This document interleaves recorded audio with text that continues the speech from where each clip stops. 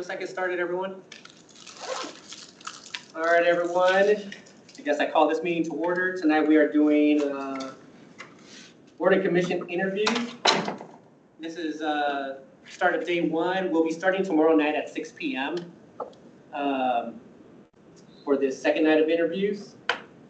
I think we'll wait until tomorrow to discuss, or maybe we'll wait until the very end to discuss whether or not we want to just accept the reappointments for the existing boards. We can make a decision at that point. Normally we do, but I don't want to get ahead of ourselves. I think the only other thing that we have to discuss, unless there's any further questions, is just the order of the questions being asked. Are you guys okay if I start one first and then just go around the room this way or the other way? Any preference? Rita, would you like to be question 2 or question 6? Or if anybody has any preference. Why don't we go this way this time? Yeah, I was going to say, because I think the last time we went this way. I like question number 4, but I'm sitting in the wrong spot. Right. That spot was chosen. Except for we could go like this. You could go across there and then this way. All right, good. Steve really likes question 4 too. I do, it's my favorite one, but I'm disappointed that I won't get it tonight. Well, you would if we went this way. Yeah. He would if we go either way. Oh, that's right. If Well, you're then I'm not starting. disappointed anymore. Oh, yeah. Are you okay with question 2? I'm okay with question Okay. 2. Cool. Good with 6. All right, any other questions from anyone else? Jack, this is your first time here, but pretty It is, self-explanatory, right? I'm going to follow y'all's lead here, as of course you have more experience on these boards. I'll be trusting your insight, and I think that you probably know a lot of the board members that we will be discussing reappointing, so I will trust Actually, your leadership there as I was well. going to say, I don't think we go into that extent, but just the fact that they received a recommendation to stay on the board is what we look at. Obviously, we have some familiarity if we're on the board as a liaison. So. I'll do my best to grill and make people uncomfortable this evening. Beyond that, follow your leadership. So I'll keep time as well. 10 minutes, 7 questions.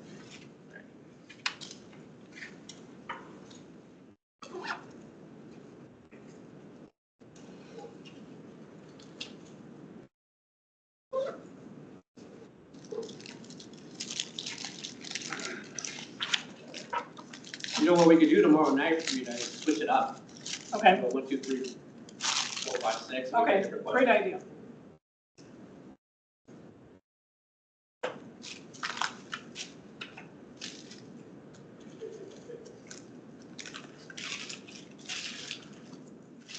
So just for your information, Jack, Mhm.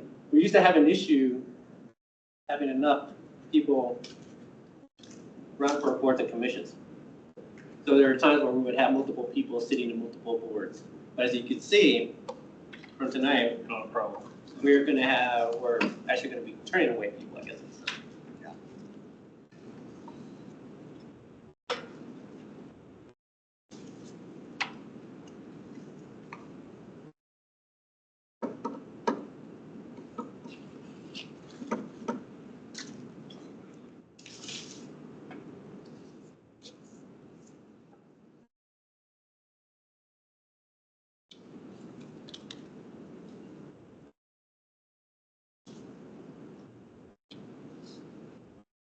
Well, I appreciate the standardized questions that we have for boards and commission interviews. There's a part of me that wishes we could be a little bit more, I don't know, individual with some of the, with each of these boards, because there is a unique skill set that comes with each. You know, we were talking about an election commission. It's a different, I don't know, interest and skill set than, say, your public library board. This is not a criticism, but an observation. It's true, but another thing that you're going to find is each candidate only has 10 minutes for all these questions. So we really can't go into depth in any of them. Anyway, so hopefully we hear the things we need to hear. I think it's good to have the consistency, but you can always ask follow-up questions Uh-huh. to answers as well. Right. Like if we're looking like we have time and we're flowing through. Yeah. Uh-huh. So that might help you get at it a little more.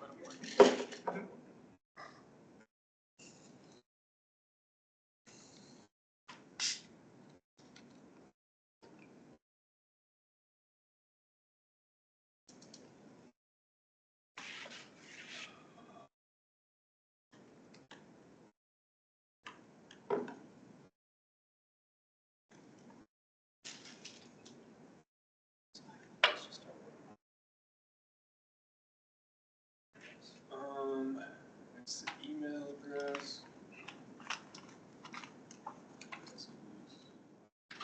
But I couldn't even get it to pull up in icons. So if you look for Jackie McKinnon, she sent them attached to it.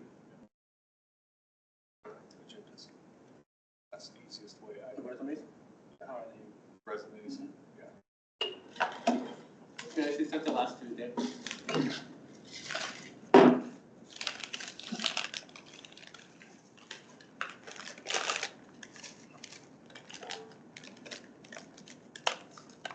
Board of Commission interviews is the second.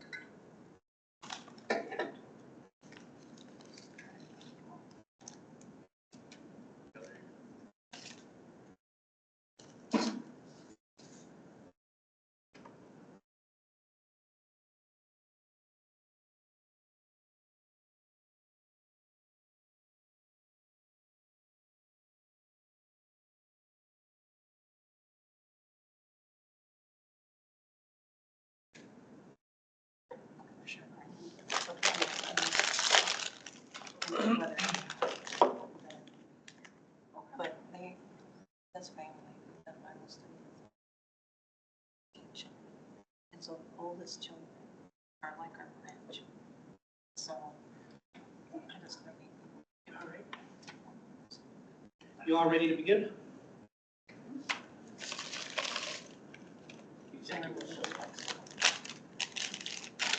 We are not. Come on. It's been really nice all year.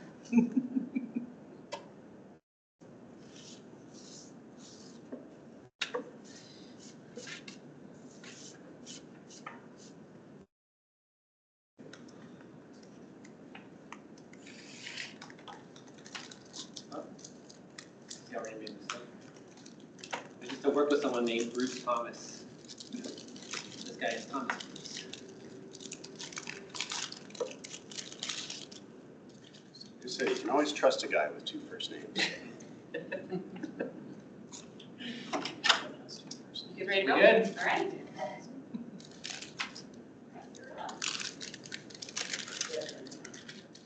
All right, thank you. All right, we got Thomas here. Let's go ahead and take a seat back there and Hello, Mr. Bruce. Hello. How you doing? Good, how are you guys? Thanks for making time for us tonight. Yeah, of course. Well, Mr. Bruce, thanks for making time for us. My name is Othaniel Sierra. I'm mayor for the city of Inglewood. We're going to be asking you 7 questions. You'll have 10 minutes to answer those questions. If there's any time left over, just feel free to ask us any questions that you have for us. So pretty simple. Are you ready to begin? Or any questions? No, I think I'm ready. All right, so I'll keep time. So I'll let you know when we get close to about a minute left. Okay. All right, so my first question for you, Thomas, is, Thomas, what motivates you to apply for an Inglewood board at this time? I think I just want to be a little more like civically involved, and this seemed like a good like maybe introduction to not take up like too much time or commitment, but also be somewhat of help. You Yeah. didn't want to start up with council? No, I did not. I was going to look at a large jump. Perfect. Anything else, Mr. Bruce? Um, I'm just asking. You don't have to. yeah, no. Okay, cool. Thank you very much. Second question Go ahead. Over here. Oh, I'm sorry, yeah. No, Good sorry. evening, Mr. Bruce. So, I'm Rita Russell, I'm council member at large. It's great to have you here this evening. Yeah. So my question is, what knowledge, skills, and/or abilities would you bring to this board or commission? In particular, how will you provide a positive benefit to Inglewood through your service on the board or commission you marked as preferred? I think I'm a like fairly like analytical person, good communicator, and I have a pretty decent understanding of like municipal government. I was a political science major in college. Both my grandparents were city council members in my hometown, and my dad was a small business owner and pretty involved as well. And I think I didn't realize it at the time, but they kind of instilled that in me to help. And yeah, I bought a house in Inglewood like 3 years ago, and I've kind of been wanting to get involved since then. And so yeah, I think my just passion for wanting to be involved, and then somewhat like professionally, I feel like I know a decent amount about government structure and elections, but I'm sure there's always more to learn. Okay, great. Thank you very much. Good evening, Mr. Bruce. I'm Tina Prang. I'm one of the at-large council members. My question this evening, or I guess ask, is to have you describe to us an experience where you worked with people with diverse and sometimes opposing viewpoints. What was that like for you? Yeah, so I've worked in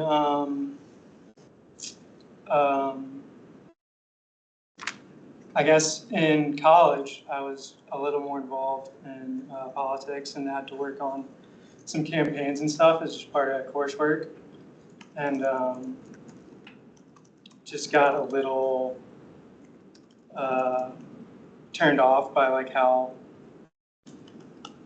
partisan and like confrontational things could be, and ended up like working on a campaign that I like didn't necessarily support at the beginning, and was able to like get a coalition of people from the group I came from to come work for us on a different opposing campaign.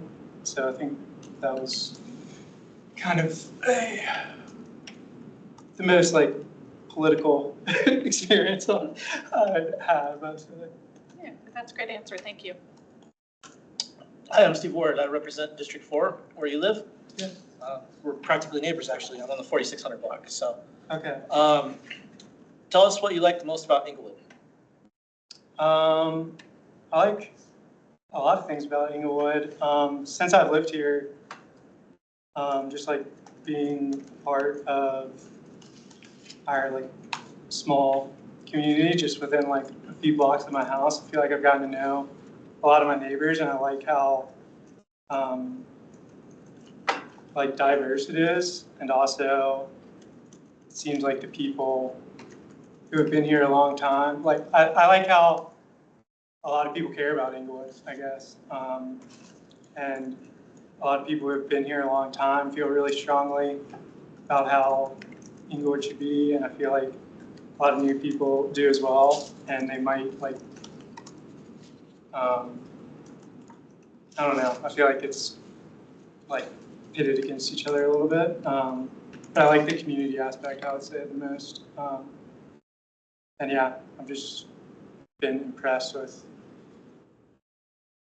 the neighborhood, and like, it seems like a very good community. Thank you. Hey, how's it going? My name's Jack. I represent District 2. I'm the new council member here, so I have a question as well for you tonight. What would you like to see improved in Inglewood regarding the boards or commissions that you've applied to, specifically the elections? The most I basically haven't like thought a ton about elections, or like, and then this last cycle, when that ballot question was on there, I like dug into like plurality voting and like kind of rabbit holed into some older like political science type coursework that was reminding me of that. And I just, I don't know of anything like specifically that like could have been done differently or better, but I felt like it was like ambiguous and like somewhat hard to figure out. Like even myself, I feel like I have like a pretty good understanding. I was like confusing myself what the right stance was. But as I said, like I don't necessarily have a better way to do it at all. But that's kind of what inspired me to, when I saw election commission as one of the ones there, and I was like, yeah, these like elections are maybe more like complicated than I had realized. Might be interesting to like look into this more. Very reasonable answer, thank you. Good evening, Mr. Bruce. I'm Joe Anderson, District 3 council member. My question tonight is, will you be able to attend the meetings? Yeah, I did have a question about like how what kind of time commitment it would be, basically. Okay, yeah, I think the election commission just meets Quarterly? not even that I think often, it's just only when there's an election or some Okay. election activities. Yeah, so it's very kind of ad hoc, that particular commission Okay. is. Yeah, I think I could. I mean, I work remotely, live locally, so. Great, thank you. We got a little bit over 2 minutes left. Last question for you is, how will your service on this board benefit you as an Inglewood citizen, either personally or professionally? I think just like getting more comfortable around like council, people involved in the city government. Like I was thinking about it walking into this building. Basically every like city or county in high school, I was, well, basically because in high school and college I worked for law firms, but I was like around city buildings and like, I feel like I was like around municipal buildings more and walking in here and I was like, this is the first time I've been here. I've lived here for 3 years, so like it would be good to feel a little more like comfortable around here and like know some of the people working and yeah, hopefully I could just be a smiling face. Mr. Bruce, we got about 80 seconds left. Do you have any questions for us? No, my only question was the time commitment. Yeah. Can I ask a question? Yeah, of course. Where Go ahead. where did you come from? So my family is from South Carolina. Okay, a small town or? Yeah, so Greenville, South Carolina is the name of the town, and it was actually when I grew up, it was a very small town, and it was kind of like it's a big mill town, and it was kind of like dilapidated. And since then, like the past 5 to 10 years specifically, Greenville has exploded and made it on all these top places to live lists and things like that. And it's just interesting to see how that happened. And like, I would have never like thought Greenville would be like a cool place to live. Were they affected by the floods last year? A little bit, like Are they up more, by Nashville? yeah, Okay. more like the foothill regions Yeah. above them. But yeah, it was the Reedy River like runs right through town, and it was definitely some destruction. Yeah. Okay. Well, welcome to Colorado. Yeah, yeah, thank you. I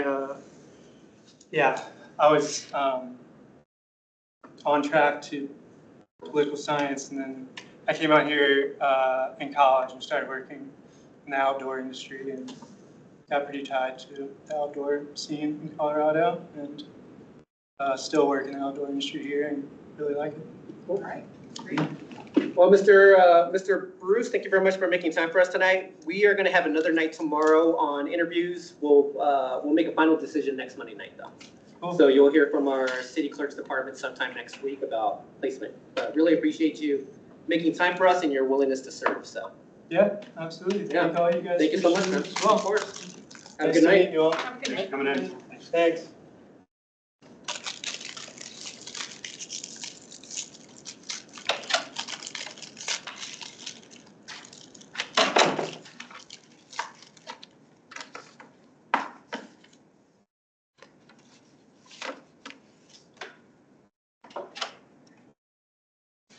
This is Nick. Can you see that culture? Thank you. Good evening, Mr. George. Good evening. How you doing? Doing well, how are you? Doing well. Thanks for making time for us tonight. Of course, thanks for having me. Yeah. So, Mr. George, I'm Nathaniel Sierra. I'm mayor for the city of Inglewood. Tonight, Nick, we're going to be asking you 7 questions. You'll have 10 minutes to answer those questions. If there's any time remaining at the end, you could ask any questions of us. So, you ready to begin? Yeah. Cool. I'll be keeping time as well. So, my first question for you, Mr. George, is what motivates you to apply for an Inglewood board at this time?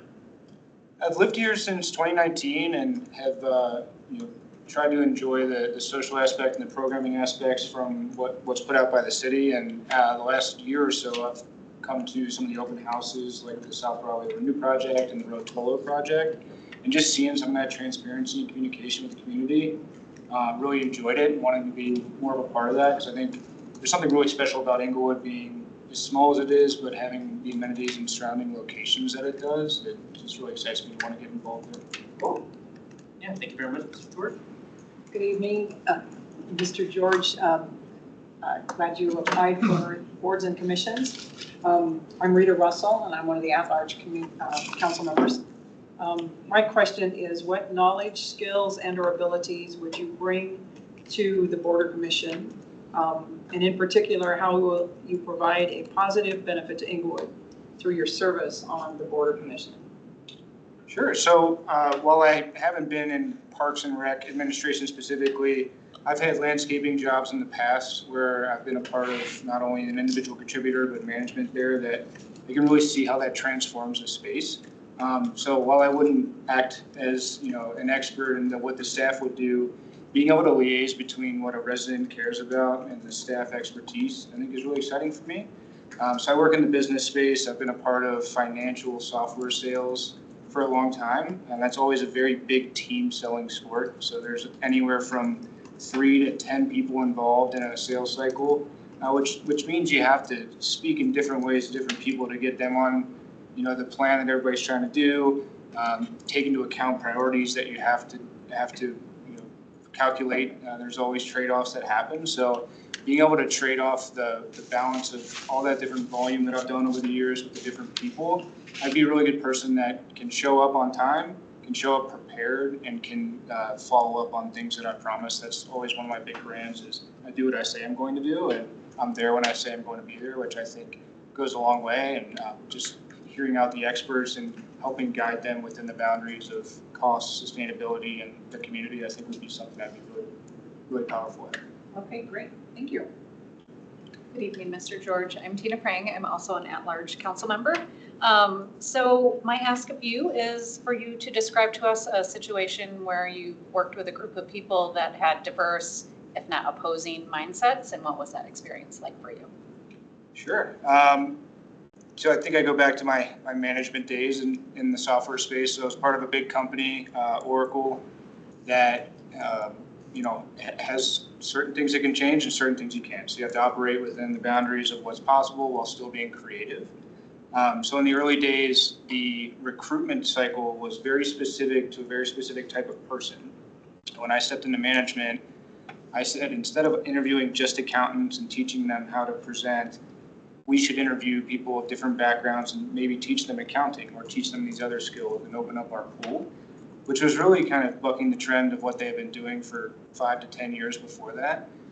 So showing them some examples of people that have come from that background before that have been successful both quantifiably and qualitative data-wise, I was able to kind of open up the aperture to who we recruited, what kind of people we brought into the team, which I think at the end of the day got us much more diverse opinions, much more diverse backgrounds, and a more successful team overall, which took a lot of, there's some long-term people at Oracle and then some new folks. So being able to balance building that bridge between different people's needs and wants was a good experience. Thank you. Hello, I'm Steve Ward. I'm your District 4 Council Representative. My question for you is, what do you like the most about Inglewood? I think calling back to what I mentioned earlier to Mayor Sierra, I think it's that balance of we've got the location, we've got the tools, we've got these great programs, but then you look at the numbers and we're still a small city. We don't get lost. My friends that live in Denver, we don't get lost in the mix of the huge city and huge thing. We were able to have direct conversations. We're able to go to these programs that give visibility and transparency to what's happening. And we're able to feel like our voice is actually heard. I've submitted things through IngleFix. I've submitted recommendations. I've gone to these things and I've gotten direct responses. I've gotten direct callbacks from people. Even for this, there was a discrepancy in whether that it was on Zoom or in person. I got a call back within a half a day. And just that level of engagement and being able to feel like your voice is heard is super exciting for me. And second to that, I think the city is changing in ways, folks in my generation are coming into these neighborhoods that have historically been one or two house owners. And the next chapter of Inglewood, I think, is really exciting to capitalize on just the place that we are in geographically and the potential, to just keep it driving forward and bring more folks down here to see what Inglewood's all about. Thank you. Mr. George, my name is Jack Bethel, District 2. What would you like to see improved in Inglewood regarding the boards and commissions that you've applied to? I think in general, improvement doesn't mean that it's not there already, but more transparency, more communication. I think you can communicate things 7 times before people get the message. So just continuing to double down on what's already been done in communication. For instance, the Rotolo project, it was very near to me. I live right there. It's not the only park I think about, of course, but just the way the project unfolded with trees coming down and then the new infrastructure that was built, just as much as possible within the cost boundaries, continuing that transparency and communication so that everybody feels like what is happening for the best for the city, and even admitting, huge sacrifices we had to make. That kind of transparency on the level of why we made the decisions, I think, is really important to people, even if they don't have control over the actual decision that was made. So just continuing communication. I appreciate that, especially in the context of trees. Yeah, it was a big one for me at Rotolo, but I understand at the end of the day, it's, the first thing for Rotolo is actually water, and second is the park. So it was, you look up one day and it's pretty interesting. Good evening, Mr. George. I'm Joe Anderson, District 3 Council member. My question tonight is, will you be able to attend the scheduled meetings for the commissions you're interested in applying for? I will. I think there was a mix of daytime versus nighttime options. Depending, nighttime is more available. I'm not sure if this is exactly scheduled for a certain time already. But the Parks and Rec is Thursdays. It's at 5:30 on Thursdays. Thursday. Okay. Yep, that is good for me. My job is remote without a lot of travel, and I can get over here in about 5 minutes. And I think your secondary choice is sustainability, which is Tuesday. Yeah. 6:30, yeah. Okay. For the most part, yes. If that were to happen on Tuesday, they'll shuffle around an extracurricular I have, but Thursdays are great. So the last question is for me, and we have a little bit over 2 minutes. How will your service on this board benefit you as an Inglewood citizen, either professionally or personally? Yeah, I think both. Professionally, it would be a way for me to understand, beyond public software company, well-funded businesses that I work for, what it's like to operate within that combination of passion, but maybe without the funding. So, having those conversations of priorities, having those conversations of what it's like that, this area cares about this area cares about that, but they both have to come back to the same decision. I think that's going to be really good for me professionally, just to continue to, work with different folks from different areas and try to arrive at a compromise. Personally, just feeling connected to the spaces I already feel so much joy from in parks, and that kind of respite from the day-to-day of life, feeling that direct connection of my efforts and seeing that out in the city, I think would personally just really be great for me. Okay. So Mr. George, we have a minute left. Any questions for us? I think when you think about the popularity of this role and all the folks coming through, with somebody that hasn't been directly involved in a council or directly involved in government, hasn't run a parks department before, what do you think would be, make someone like me more interesting than someone that might have more direct credentials there? Well, I have an answer, but anybody want to jump in on this? So for me personally, we're just looking for differing perspectives on board. So if we were to only have landscape architects on either of the boards, you're only getting like a singular mindset in terms of what it is that we're trying to do with the parks, right? So having, if you have kids or whatever, it's just differing views is important. You mentioned it during, I think your second question, where you were saying you're always coming prepared and you're going to do as you say. That's the other thing.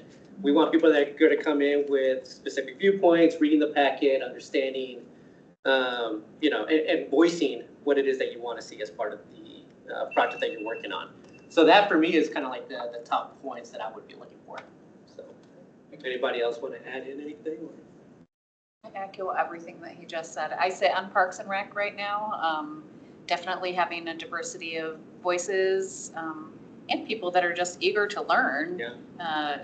You already come with some passion and engagement for your local area and what's going on, and that's what really helps our staff, I think, fine tune the work that we're doing and the improvements in our parks. So.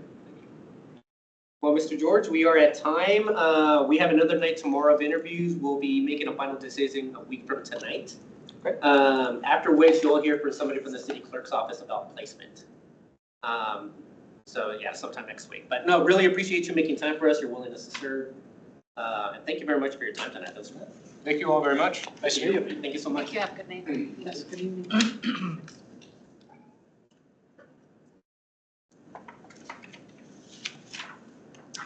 All right, everyone, we are now able to catch our breath. We're going to take a 10-minute break since since the 5:30 did cancel. So. And the 540 isn't here yet? Oh, actually she is. See her outside. I was wondering, you have the 540 Nicole here early. We have Nicole? If you wanted to see her 10 minutes early, or? Yeah, bring her on in. I'm fine with that. Are you guys good? Yeah. Continue on? Okay, Yeah. I'll grab her. All right, cool. All right. Yeah. Jack wants to leave at 8. It's gonna be a long night. I didn't realize that the last interview was at 8:10 tonight, so. I have 2 dogs, both need affection. So this is Nicole, and you're gonna be sitting in that middle seat there. Good evening, Nicole. Flounders, good to see you again. I think you've done this in the past, right? All right, perfect. Well, thank you very much for making time for us again for us tonight. My name is Nathaniel Sierra, Mayor for the City of Inglewood. Nicole, we're going to be asking you 7 questions. You'll have 10 minutes to answer those questions. If there's any time remaining, you can ask any questions of us. Okay. I'm going to ask the first question. We're going to go counterclockwise. So, all right. Are you ready to begin? So. Cool. All right. So my first question for you is, what motivates you to apply for an Inglewood board at this time? Yes. So I have been involved in the community in many different ways. And I really started with the Citizen Academy classes, and that was really a great way to see kind of what gets involved with planning the city and sorry, I'm just getting nervous. So starting with that in mind of learning what it takes to be part of the council, making decisions for the city, was really an interesting thing for me. I have 2 young kids, and so I kind of have been able to be involved in the community in small aspects, like the schools. And so my kids are getting a little older, so it's a better time for me to take on a bigger project. So I'm really interested in seeing what goes behind making the big decisions that make our city what it is, and I want to be a part of that. Thank you so much. Good evening, Ms. Flounders. And I'm Rita Russell, I'm one of the at-large council members. My question is, what knowledge, skills, or abilities would you bring to this board and commission? And in particular, how will you provide a positive benefit to Inglewood through your service on the Transportation Advisory Committee? Sure. Especially with the Transportation Committee, I'm somebody who gets around the city in many different ways. So I live close to downtown, so I walk a lot. Also, I bike quite a bit, and then drive around the city as well. So I think I bring that perspective of I get around in multiple ways. I also have 2 young kids, and so I bike with our kids sometimes. They walk, they drive. So I have that perspective of looking at a safe way to get around with the family. And because I'm involved in the community with the schools, I kind of have, I talk with my neighbors and families talking about ways that it's important for them to get around. Another thing I bring is I'm a physical therapist, and so one of my roles is injury prevention. And so I go out into the community and find safe ways for people to get around, whether that's preventing falls, finding safe ways to cross the streets. So I can kind of bring that perspective as well. Okay, great. Thank you. Thank you. Hi, I'm Tina Prang. I'm also an at-large council member. I remember you coming in and talking to us about the crosswalks. Yes. Yes. Thank you for that. Absolutely. Can you describe to us in the an experience in your past where you dealt with a group of people with different mindsets and perspectives and what that was like for you? Yeah. So actually that Citizen Academy class that I did, I think now it's called Elevate Inglewood.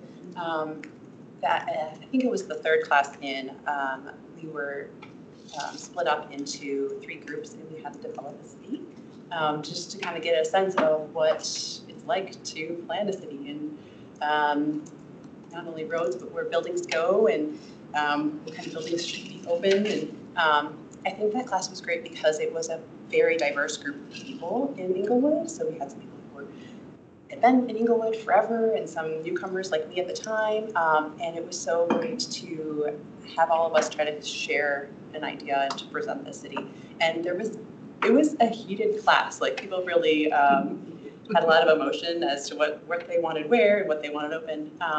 And so I think it was a great opportunity to see other people's perspectives and also to just kind of share your perspective in a way that's respectful and hopefully trying to come to a commonality. Welcome into our role. It's so hard. We go to council meetings. So you guys have a very hard job and you have very thick skin to sit there when there's some things that are difficult to. Example, thank you. Yeah, absolutely. I can't imagine how long it would take us even to agree on the rules for a project like that. Yes, exactly. I'm Steve Ward, representing Council District 4. My question for you is simple. What do you like the best about Inglewood? This I have thought about a lot. Actually, I have a coworker who just asked me recently. She's like, I'm looking at some houses in Inglewood. What do you think? And I love this city. I love the urban vibe that we have. Like I said, we're close to downtown, so it's so easy to walk to restaurants and shops. And there's so many events kind of downtown, so you really get that like city feel. But then there's such a great community feel here. Being involved with the schools and then with sports with my kids, I feel like I see a lot of the same families, and we just have a great I think a community around us, and we all kind of support each other. So I think it's really the best of both worlds. Thank you. Ms. Flanders, hi, Jack Bethel from District 2. What would you like to see improved in Inglewood regarding the committee that you've applied for? Yeah, so I've actually been to several transportation meetings, and I love how open they are to having, sometimes I come in with some of my neighbors and we want to talk about that crosswalk, and I love that they are so open to listening to feedback, and the city as a whole is so good about asking for feedback. The thing that I think could be done better is give a little transparency on what's being done with that feedback. I think I often fill out surveys for different projects when they're sent to me via email, but then I don't think I see any results as to what did the city do with that information? What were the results and what's going to be done with that information? So I think some transparency on, what the results of the survey were, and then what are we doing about it?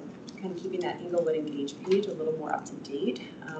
Because again, with that transportation meeting, I had gone several times and talked about a specific project, and they said, oh, it's going to be on the page, it's going to be on the page. And I mean, it took probably a year for it to actually be on the page. And so a little bit of, I understand there's a lot that goes into those projects, but a little transparency and a little bit quicker timelines. It's valuable feedback, thank you. Good evening, Ms. Flanders. Good to see you again. My question for you tonight is, will you be able to attend the scheduled meetings for the Yes, I would. Yeah, that's my short I know answer. you've been there the last couple of times anyway. I've come to several as it is. I think it's very accessible. It isn't as rigorous as some of the other committees. We still have about 3 minutes. My last question for you, Ms. Flanders, is how will your service on this board benefit you as an Inglewood citizen, either professionally or personally? Yeah. I think it'll benefit me in the way it'd be really satisfying to help this community as it's growing so much, to find good ways to get around the city safely. If that's biking, if that's walking, if it's driving, I think being a part of that would be really rewarding for me. I think also giving me the perspective of what it takes to create a city that's safe as it's growing. I know it's very challenging. It's very easy for me to ask for something and say, why is this not getting done? But I'd love to see what goes behind it as far as funding and asking for, I know there's different designs that need to be approved and asking the right people for that and get contractor. I think there's so much more that goes into it that I would love to learn more about. Perfect. Ms. Flanders, I think we have about 2 minutes left. Any questions for us? Yeah. So when you're looking at these candidates, what are the big things that you're looking at? Is it resume? Is it interview? Is it what kind of goes into making your decision? Anybody want to jump in? Throw names in a hat and pick them out. Right. Cross my fingers. No, I mentioned it previously, like just a difference of opinion, or just a differing view, I guess. Just don't want a single mindset for either of the boards. So you can come in with a perspective. You kind of mentioned some of those in terms of why you would be a great fit for ETAC. That to me is something that I'm looking for. I just don't need, 7 people that are with a public works background. I want somebody that understands and lives it day to day, I guess, in a sense, right? So that would be one. The other aspect that's really important to me is coming prepared. Reading the packet, coming in with your perspective, voicing your opinion on the projects, just being a part of the group. Those are the 2 things that I look for most. So yeah, resume would be great, but it's more about what you say here, but also like what kind of perspective you will bring to the board. Anyone else? No disrespect, but I didn't even look at the resumes. Okay. I want to hear what people Right. have to say. And actually, you highlighted something that was really important, which is the desire to understand how things work. And that kind of behind the scenes, there is a lot that goes into decision making, and I think that's a really good quality to bring. About 30 seconds left. Any other questions? I guess just timeline, because I know that ETAC is quarterly. If for this Oh, is it position- quarterly or is it monthly? Or, yeah, quarterly. Still? Oh, I thought they moved it to monthly. Okay. I'm sorry, but So when the position is filled, what's the timeline? When would you start on the what's the next ETAC meeting? Do we know? I don't know. Well, we'll be making a decision a week from tonight. Okay. So we'll make a decision a week from tonight. Sometime next week, you'll hear from our city clerk's office about placement. And then, yeah, just depending on when the next ETAC meeting is, that's when you'll be seated. So the next after next week, yeah. Or starting in February. Well, all the appointments will start in February, I guess, in a sense. Cool. Well, Ms. Flanders, thank you very much for making time for us tonight. I really appreciate your willingness to serve and everything that you've done for the community as well. So Yes, thank you so much for the time. I really appreciate it. Thank you. thank you so much.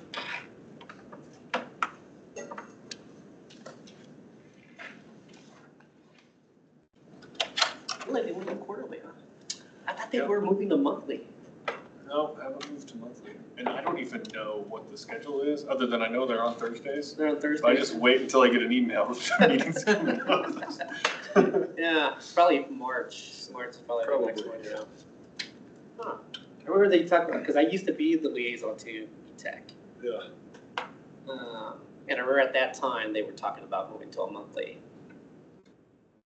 Because at that point, they were talking about Yeah. walk and wheel and Right. They bike probably lanes could and. use it, but So do you think all the quarterly meetings are similar? I mean, like the pension board is like February and May, August and November. it's different months for ETAC, I think. Okay.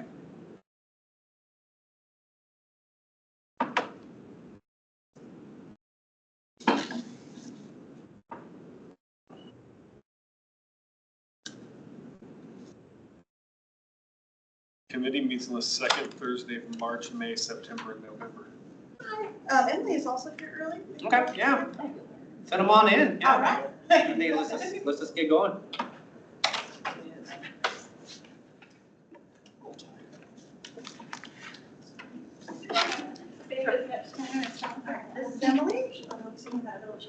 Thank you so much. Hello, Ms. Gonzalez. Hi, guys. Long time no see. Good, how are you all? Doing well. Just look at this. I Goodness know. gracious. Crucible. Don't mess around here. Well, Ms. Gonzalez, it's good to see you again. Ms. Gonzalez, I'm Nathaniel Sierra, Mayor for the City of Inglewood. Tonight, we're gonna be asking you 7 questions. There'll be 10 minutes to answer those questions. If there's any time remaining at the end, you can ask any questions of us. So I'll be asking the first question, then we'll go Mr. Russell, and then counterclockwise. So. Okay. All right. So Ms. Gonzalez, my first question for you is, what motivates you to apply for an Inglewood board at this time? Yeah, okay, I'd be happy to answer that. You can call me Emily. I All love right, go the ahead. formality. I've given this a lot of thought. I've been in Inglewood going on 9 years. So my husband and my kids, we are firmly, we have our roots here. And I think for me, I'm entering a stage in my life where I work part-time, the kids are older, and I'm trying to do a few things really deep. Does that make sense? Yeah. So, my involvement in my community, I've always done something, whether it's the block party or helping get the little signs, or we did worked with ETAC to get the crosswalk. And I just see this as a natural extension, as a way to go deeper and something I really care about. So where I'm putting down roots and the phase of my life where I want to just get deeper and do the impact that I've always sort of sprinkled and dabbled I in. was gonna say, you didn't say Friends of Inglewood Parks. So, Mhm. Yeah. Yeah. But anyway, yeah. But Well, I could get, Yeah, I we'll get there, figured we'll there get would. She'll have an opportunity. thank you so much, Emily. So glad you're here this evening, Emily, and you know I'm an at-large council member. My question for you is, what knowledge, skills, or ability would you bring to this board? And also, how will you provide a positive benefit to Inglewood through your service on this board? Perfect. Okay, so skills, abilities. Now I can talk about Friends of Inglewood Park. So pre-pandemic, my next door neighbor and I, we had just started by chatting, saying, wow, the Mushroom Park, or Romans Park, really feels unsafe. There's not a lot of people that hang out in it. There's broken stuff, there's graffiti. Wonder what we could do about it. And then Rita and Linda Olson both live in our neighborhood, and Linda at the time was mayor.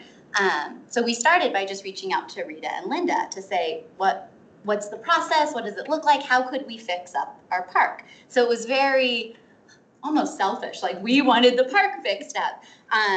But as we continued those conversations and then met with, at the time, the Parks and Rec Commission at the time, it became obvious that Inglewood needed more than just Mushroom Park fixed up. And so it was a way for us to kind of mobilize, starting with our neighborhood, with petitions and some meetings and being a bit of a squeaky wheel at some council meetings, to say, hey, we really need to invest in what we call like our community's front yard, right? This is where not just little kids play, but it's where everyone goes, right? Whether to play pickleball or walk their dog or just get some fresh air. So that was the real little drill down into that expertise as far as having that experience working with the commission and the board and seeing how it worked with city council. Professionally, I am a nonprofit fundraiser. So I work with nonprofits to figure out how to do their mission better by helping them get money. And so what that means is that I have those skills to listen. I can cross the bridge between the corporate funder, the foundation, or the wealthy individual, and the nonprofit, and the need, and the client, and really help make a strategy that makes sense. And I think that lends itself to the work of supporting projects, deciding which projects make sense for our community, voting, approving, because I'm used to kind of being that translator and seeing what everyone can offer and need and kind of make that plan. That's what I do. I make plans. And so then the other part was, how would this help Inglewood and how would I be a positive asset? I care. And I'm here, Right, and my absolutely. kids are here, and I feel like I bring this energy that I'm always trying to calm down, but I think that can actually be a really great positive asset to some dry meetings. So. Absolutely. Thank you, Emily. Hi, Emily. I'm Tina Prang. I'm also an at-large council member. I don't think that we've met, so nice to meet you. Good to meet you. I can imagine you'll have lots of answers for this question, but can you describe to us a time in the past where you've worked with people with differing, diverse, and sometimes opposing mindsets, and how did that go for you? Oh my goodness, that's like parenting. That was like 10 minutes ago. No, okay, so opposing mindsets, and I'm imagining this in the context of just some strong opinions around like, okay. So I could use a work example. I think, we see in my firm, I'm helping, I'll give the example of Coal Creek Meals on Wheels. So Meals on Wheels has some board members that feel really strongly that they should do exactly what they've always done and they don't need to grow. And they have staff who feel very strongly that their community needs more help and they should take the risk to do a major capital campaign and buy a new, like basically fundraise for a new kitchen. So this is like really nitty gritty, not really about a park. But two sides, they both really just want to make sure that they're supporting their mission and they're able to serve their people. And this group thinks we should do it by being safe, and this group thinks we should do it by expanding and growing. And so our job was to come in and do an analysis that really honored both sides and tried to find, and by our job, my job, to find that middle ground where what would be a reasonable path, how could you fundraise in a way that gives a timeline that's successful, honors some of the fear of the board members, and I could just give you a million examples, I'm just gonna ramble, but basically it's listening to both sides and finding a compromise. Thank you. Yeah. By the way, we have about 4 minutes left for the last word. Yeah, good. Good to see you again. Yeah. Tell us what you like best about Inglewood. Okay. So I'm a Colorado native. So I grew up in Centennial. My parents are like Arapaho and Yosemite. And I went to school in Golden, and I've lived in Denver. And my husband and I chose Inglewood because this is where it feels real, where you feel like you have real neighbors who are authentic, who are not in this cookie cutter suburbia, but also it's not such a huge city where you can feel lost. So you really just feel like you get to be your real self. And that's probably what I like most about it. Awesome, thank you. Yeah. Hi, Emily. Jack Bethel, District 2. Hi, Jack. Nice to see you. Yeah. My question for you tonight, what would you like to see improved in Inglewood regarding the boards and commissions you applied to? Yeah, so I applied for Parks and Rec and ETAC because for Parks and Rec, I just feel like there's a lot of changes coming down with the bond and a lot of citizen input's going to be needed to really find the best way forward. Inglewood doesn't have all the money in the world, so we can't just throw money to solve the problem. We really have to be able to listen. So I think what I'd like to see there is just ensuring that people feel like their voices are heard and that the path forward makes the most sense for our community and helps our community be stronger, especially our front yards. For ETAC, my son bikes to school. I want him to be safe, and I want that for all kids and all families and anyone out on a walk. I want them to feel safe. Never mind also the driving and all those things, but it's really, for me, it's about the safe transportation to get from point A to point B. That's another thing that's neat about Inglewood is we do have some really neat businesses and cool restaurants and coffee shops, and I want folks to be able to get to those safely. I don't know. That's the summary. I mean, the 10 minutes. That wasn't what you're looking for, Jack? He gave me this space, and I'm like, I don't know, what else? Like, I don't want my kid to get hit by a car. And I think so that was part of what motivated me at the time to do that crosswalk, was just how do we get from our house to the park? But I wanted to kind of multiply that and say, okay, now let's look at all of Inglewood. Like, where else can someone not get to the grocery store, to the library, or to wherever? It's like you read my bio and then just like created an answer for that bio. Joe, you're up there.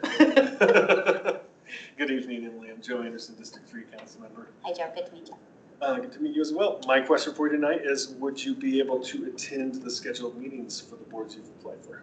Yeah, so I think the ETAC was quarterly, which is almost nothing.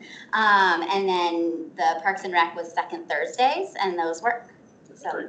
especially a couple times if my daughter's sitting in the corner doing homework, but we can make it work. I've done that. Yep. With my son, yeah. Yep. So 55 seconds left. How will service on this board benefit you as an Inglewood citizen, either professionally or personally? Yeah. As a side note, I am applying for Elevate Inglewood. So Okay. I feel like that sort of complements my whole vision for how to get deeper here. So I think being on a commission would support that kind of goal of just getting to know Inglewood better and the ins and outs. And I also think professionally it makes sense to just not be in my little bubble. Okay. Yeah. You have 20 seconds. Any questions for us? Oh my goodness, 20 seconds. Well, I'll just thank you for your time. I know you're seeing a lot of people between today and tomorrow, and it will surely all blur together. So I hope they keep feeding you, and just thank you. Yeah, no, thank you very much, Emma. Real Yeah. quick, Yeah. you said you are applying to Elevate or you're not? Yeah, I Or am. You are. When are the applications due for that? Well, I've already applied, but Okay. they're not due yet. Okay. I don't know All right, I'm when just they're kinda due, curious. but I Okay. did apply. Okay, cool. No, just- Submitted, but I think February, no, January, I don't know. It's coming I up. knew I Okay. beat the deadline. All right, perfect. That's all I got. All right, well, Emily, thank you so much. So we have another night tomorrow of interviews. We're gonna be making a decision next Monday night. Okay. Sometime next week, the city clerk will reach out to you about placement. So Awesome. again, thank you very Good luck. much for, It's a lot to juggle. thank you for your time. Thank you for your willingness to serve. I'm heading to the rec center because one kid is at swim team practice. So Oh, there you look go. at that. This works out great. Thank you so much. Thank you. Bye, Emily. Bye, Ms. Gonzalez. You can, thank you all. Look, you got the other one waiting. Do you want me to send him in, Daniel? Sure. Daniel? Oh, sorry.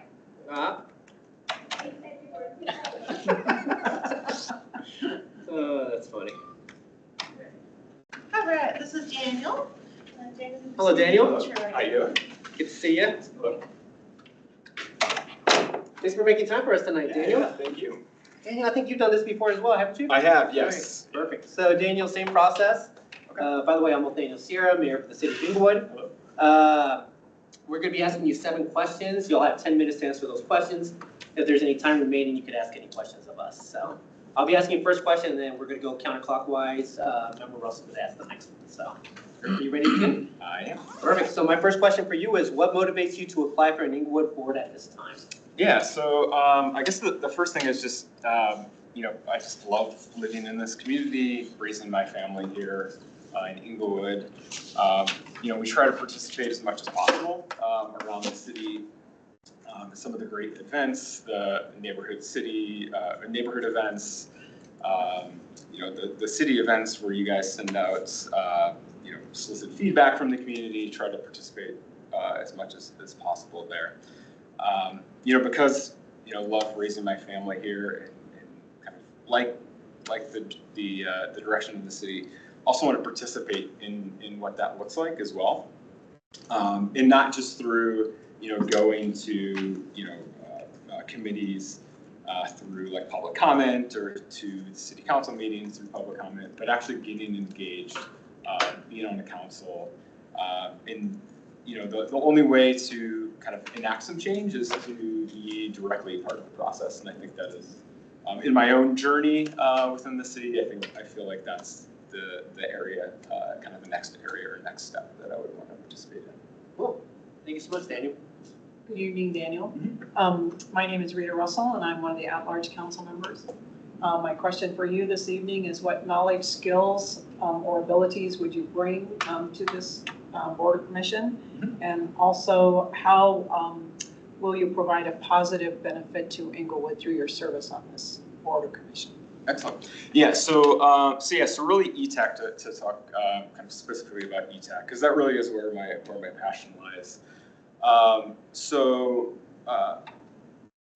Myself and my family, we try to, bike, walk, run, drive whenever we need to around the city. One thing that makes Inglewood so great is just how kind of compact it is. We're close to schools and playgrounds and our neighbors. And so we try to, walk or bike as much as possible. Because of that, we really try to, sorry, I've just lost track of that. Can you repeat the question? Yes. I apologize. So what knowledge, skills, or abilities would you bring to this board or commission, and then how will you provide a positive benefit to it? Thank you. Thank you for that. definitely nervous here, so apologize. It's fine, yeah. don't be. So yeah, as far as skills, so because we communicate or we move around the city as much as possible through biking and walking. I think we have a unique perspective that kind of not all residents have within the city. A lot of people primarily just get around the city in their cars, and so we try to do as much as possible in other ways. Myself as a kind of professionally, what I would bring to the table. I'm by training a mechanical engineer. Although I don't work directly within engineering right now, I think it brings a perspective. I wasn't trained or didn't go to school for civil engineering or for traffic engineering, but I think just having that engineering mindset, I think would be really helpful on the commission. I have kind of an open mind, so although I have my own opinions for what I would like infrastructure to look like within the city, I think I'm open to other opinions of other people, and my opinion can definitely be swayed, depending on what their motivations are as well. I think as far as just a positive, having a positive attitude for being on a commission, I think really understanding all perspectives and having that open mind, I think is really helpful. In my day-to-day work, I work as a solution architect on a technical consulting team, and we're constantly hearing different opinions of different people that have their differing priorities on what they want a particular solution to look like. And I think having an open mind, listening to all those people, and then kind of coming back and having it to where they feel heard, I think is really important. Great, thank you. Apologies for. No, you're good. We're all allowed to glitch every now Yes, and then. exactly. Hi, Danielle. I'm Tina Prang. I'm also an at-large council member. I can't speak tonight. You started touching on it in your last answer, but can you describe an experience for us in the past where you've worked with groups with differing mindsets, sometimes opposing mindsets? Maybe give a little more detail on what that was like for you. Yeah. So kind of my day-to-day work, we are soliciting feedback from different users of technological systems that I work with. So this could be from sales teams, marketing teams, engineers that work for a particular manufacturing company. And so, each of them have their own opinions of what they would want the particular system to look like. And so myself and my team, we go in and solicit feedback from them of what their priorities are, and then work with those stakeholders to come up with the best solution.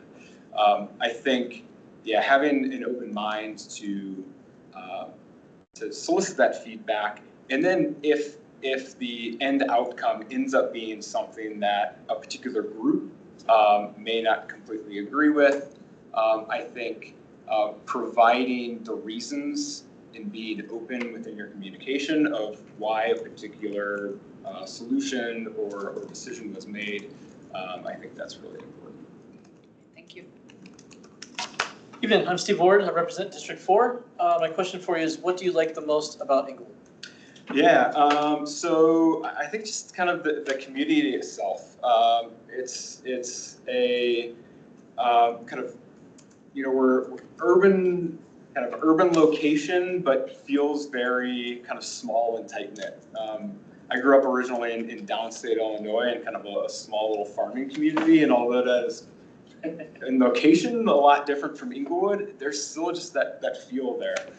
With my kids being in school, we recognize all the parents during pickup at Pirate Youth Sports soccer games, kind of recognize all the families, and so there's just that like neighborhood community that I just love about Inglewood. In the small footprint, it's really nice that we live right near Maddox. And so it's a 2-block walk down to the playground, or it's a mile to bike over to Clayton where my kids go to school. And so, yeah, just kind of the size, the location, the community, I just really love that about Inglewood. As far as the city itself is concerned, I just love how much communication there is with citizens. Sending out surveys to gather input from the community, I think is really nice. The neighborhood nights, open houses for the different initiatives that are happening around the city. I think it's just really nice to be able to kind of open it up to the citizens for us to voice our opinions. Awesome, thank you. All right, we got a little less than 2 minutes. Okay. For the last 3 questions. Lightning round. All right. Real quick, what would you like to see improved in Inglewood on the boards or committees you apply for? Yeah, so for ETAC, I guess and I got a couple of notes here. So, I love that the city kind of, reaches out for input. I think there can be a lack of communication back on where decisions are getting made and when they're getting made. Kind of quick answer, we went to the ETAC, several ETAC meetings over the last several years to try to get some improved infrastructure. Love that there's the projects page on the website, but those aren't always updated very frequently, and it took a while for it to initially get on there. So I think that would be one area to improve. And then, just kind of continued focus on biking infrastructure and safe infrastructure for, safe routes to school and that sort of thing. Good evening, Dan. My question for you is, would you be able to attend the scheduled meetings? I would, yes, for ETAC. Great, thank you. All right, 20 seconds. How will your service on this board benefit you as an Inglewood citizen, professionally or personally? Yeah, so I guess the one that where it would benefit me the most is really just kind of a positive example for my kids.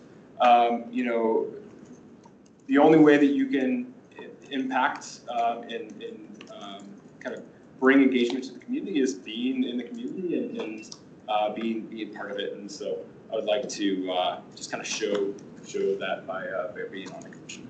Cool. Well, Daniel, thank you very much for making time for us tonight. We have another night of interviews tomorrow night, but a week from tonight, we'll be making final decisions. At that point, somebody from the city clerk's office will be reaching out to you during that week. So really appreciate your willingness to serve. Thank you very much for making time for us tonight, too. Awesome. Excellent. Thank you so much. Thank you so much, man. Have a good night. You too. I'm assuming you biked here, right? Oh, we didn't. Actually. Oh, really? We did a trip to Costco before. Oh, there you go. So. Got me. It's always Costco. It's always Costco. Awesome, thanks. See you. Thanks for being here. That's the reason why Costco doesn't have bike racks. I knew a guy who would bike to Costco and put a trailer on, load up. Serious about bike. Hello, Addison. Hi, hello. You were just downstairs. Where are you? I sure was. It was a long trip up here, let me tell you. There you go. Short trip for you. Yeah. Addison, it's good to meet you. I'm Nathaniel Sierra. I'm mayor for the city of Inglewood. Addison, we're going to be asking you 7 questions. You'll have 10 minutes to answer those questions. If there's any time remaining, you could ask any questions of us. So Okay. I'll be asking the first question. We'll be going counterclockwise. Member Russell will be asking the second. So, all right. So you ready to begin, Addison? Sure. I'm also going to be your timekeeper. Let me get Great. there. A lot of multitasking. I know there's a lot going on right now. So, all right. My first question for you, Addison, is what motivates you to apply for an Inglewood board at this time? Yeah, so last winter rather, I participated in the Inglewood, and that was truly an incredible experience. I think I learned more in those 8 weeks than I did in the 4 years studying political science in my undergrad. But I think it really made me understand just ways that I can make an impact in the city. And through that, I learned obviously about the different sectors within the city government, and I learned more about Parks and Rec. And I think through that experience, I really saw how obviously all these areas impact your daily life, right, as us citizens of Inglewood. But Parks and Rec is really one that actually really creates a sense of community, right? Whether it's going to the trails, going to a park, going to the rec center, that's where you get to see the people that are in your community. And so I felt that community is something that's really important to me. And so that's why I chose this committee, and also just getting more engaged with city government. Cool. So you're saying we should be charging a little bit more for Elevate Inglewood as well? Truly, It's incredible. Thank you so much, Addison. I only paid 40 grand for my undergrad, no problem.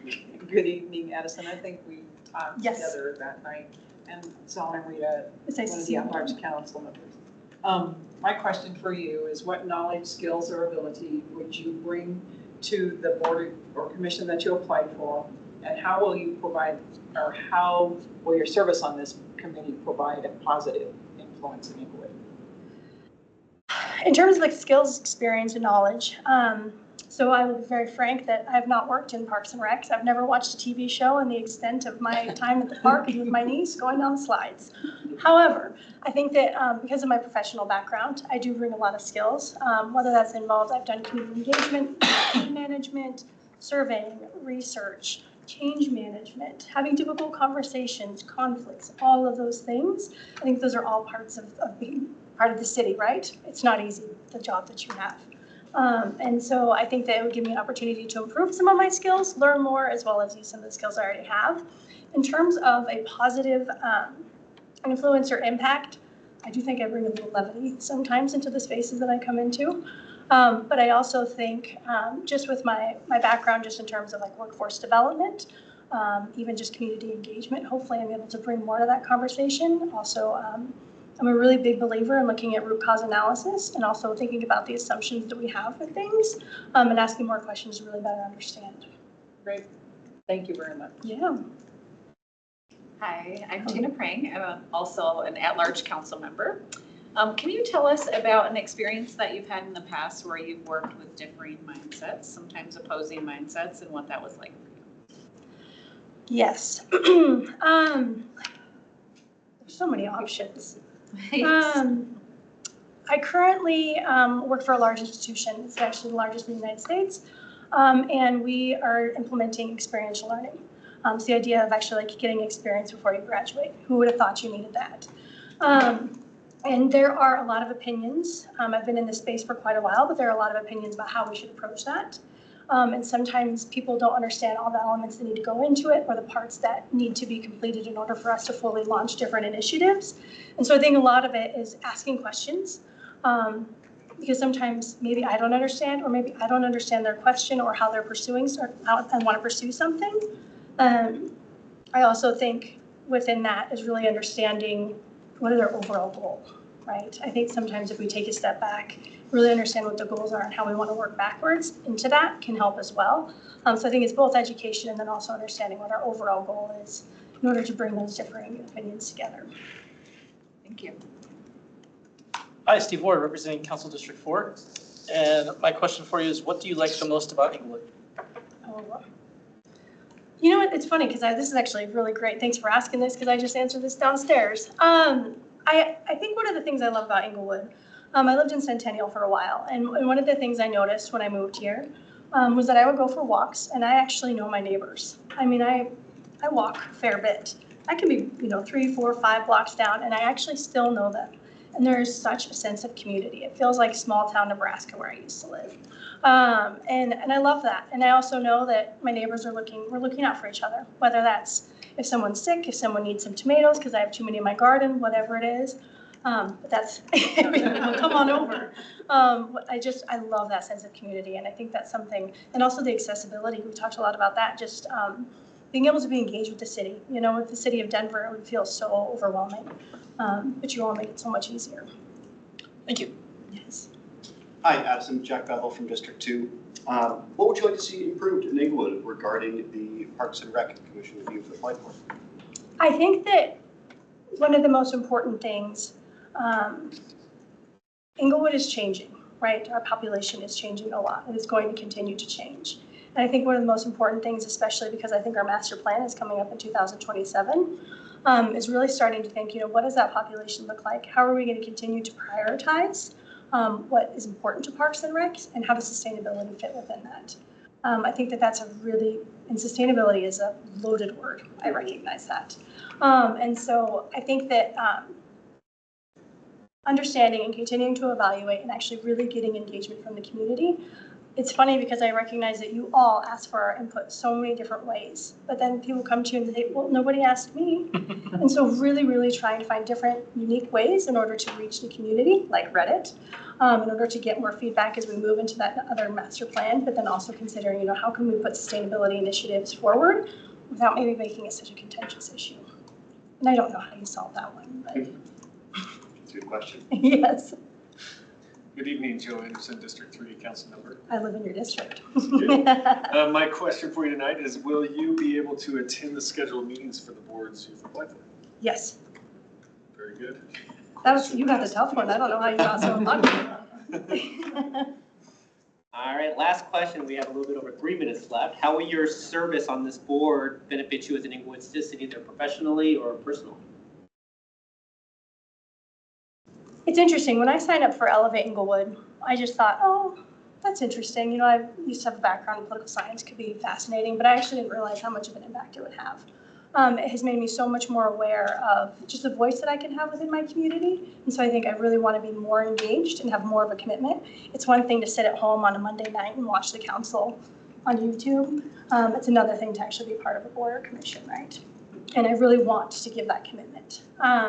I also think just in terms of professional, these are hard conversations. There are hard conversations with citizens. There's hard conversations with other people of the commission. And that is a skill that you can always improve on, right?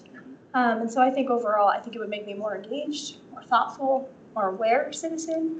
I also think that just every single soft skill you could possibly list would be improved. Well, Addison, we have a little bit over 2 minutes left. Do you have any questions for us? I'm actually curious about this. All right. So when you do your strategic planning, I'm wondering, okay, so I was thinking about how with housing affordability, that's obviously an issue.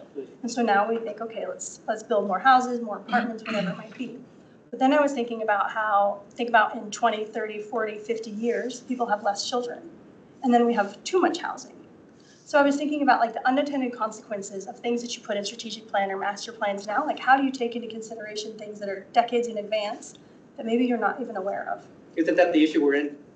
Isn't that the reason why we're in the issue we're in now? Touche, right? yes. So, I don't know that, so, man, that's a hard question to answer, but I think, yeah, because we're not really looking 30 years down the road in a sense. Right. We're looking 10, 20 years down the road. Mm-hmm. 30 years is another generation away. Right. So when you're looking at the strategic plan, what my concerns are around affordability, like if we're going to be talking about housing affordability, is that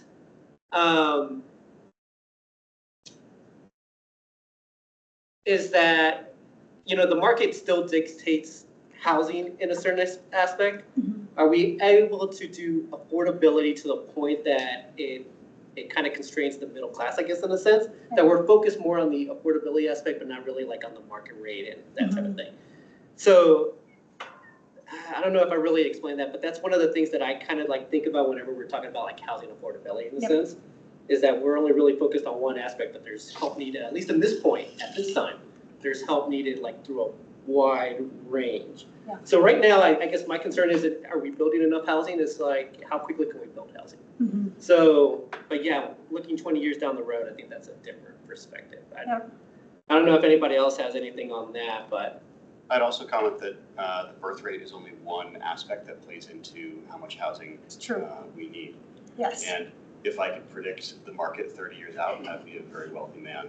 Yes, right.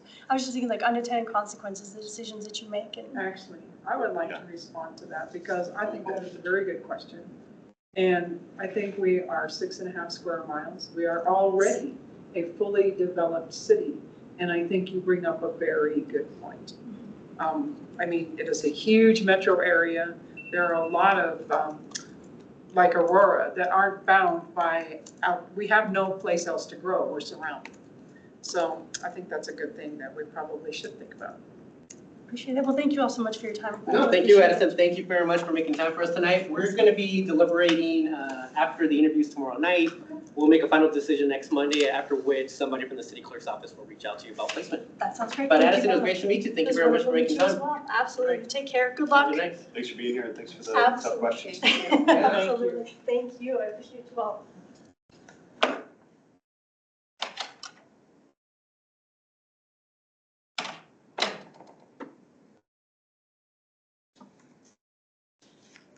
No?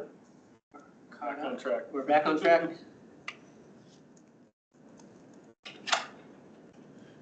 This is Cindy. I'm sitting in the wheelchair.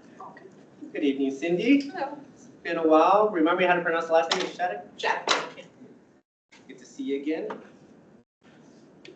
Cindy, I'm Nathaniel Sierra, Mayor for the City of Inglewood. Yes, you are. Yeah, I know we've met several times in the past, but Cindy, we're going to be asking you 7 questions tonight. You'll have 10 minutes to answer those questions. If there's any time remaining at the end, you could ask any questions of us. Okay. So I'll be asking the first question, then we'll be going to Member Russell, so counterclockwise here. So, all right, you ready to begin? Sure. So my first question for you, Cindy, is what motivates you to apply for an Inglewood board at this time? I retired this past year and I have some time on my hands. I figured I'd get involved in the city. Sounds good. You just like drop that in. It's like I have some time on my hands. You're retired. You've always been involved, so yeah. Thank you so much. I've got more time on my hands. Yeah, there you go. Thank you so much. Good evening, Cindy. Hi. I'm Rita, one of the at-large council members. My question is, what knowledge, skills, or ability would you bring to the Board of Commission that you applied for? And in particular, how will you provide a positive or benefit to Inglewood through your service on this board? I don't have any specific experience with code enforcement. However, in my previous job that I had, I was involved in site development work. So I did a lot of planning and zoning meetings and things like that to present our plans to city councils. So I am kind of aware of how things work. I just thought code enforcement sounded kind of interesting. Okay. Yep. Actually, it is. I saw the liaison to that board, so great. Thank you. Hi, Cindy. Good to see you. Yes, I you don't too. think we need very many introductions. It's been a while. Yes. And I'm glad to see you around still, shaking things up in the city and getting involved. Can you tell us about an experience in your past where you have worked with groups of people that have diverse or opposing viewpoints, and what was that like for you? Sure. As one of the projects that I was working on in the last year down in Texas, I had to go in front. There was a group of people, neighbors, that were opposed to the project that we were presenting. And so I held a couple of town halls where we were talking about the project. And there were people that were getting up and like basically yelling and, you know, I mean, what do? All you can do is just try to keep calm and present the facts and try to answer questions as best as possible. So that's Thank you. I'm Steve Ward, I represent Council District 4. Hello. My question for you is, what do you like the most about Inglewood? Oh, I love the diversity of Inglewood. I love the fact that we don't have like HOAs and people, like there's different housing. Houses are not the, cookie cutter, the same. In my neighborhood, there's hardly any fences. So it's just lawns that, and like if you wanted to, you could run across 12 people's lawns. And I just love that. And I really like that it's kind of old fashioned and, like I don't have a sidewalk in front of my house. Just, that was the way it was built and, kind of feel bad that there's a sidewalk on the other side of the street, so it's not a big deal. Awesome, thank you. Yeah. Hello. Hi, I'm Jack Bethel, District 2. We've actually met walking with my dog. Oh, yeah. Like literally every day. So nice to see you again. Yes. My So you question know for the neighborhood of. I do. It's perfect, and I've never used the sidewalk across the street from you because we're always walking in the street. In the street, because Traffic is so light there. Yep. It's great. Yep. My question for you tonight, what would you like to see improved for the Code Enforcement Advisory Committee? Sidewalks? We don't need sidewalks. Yeah.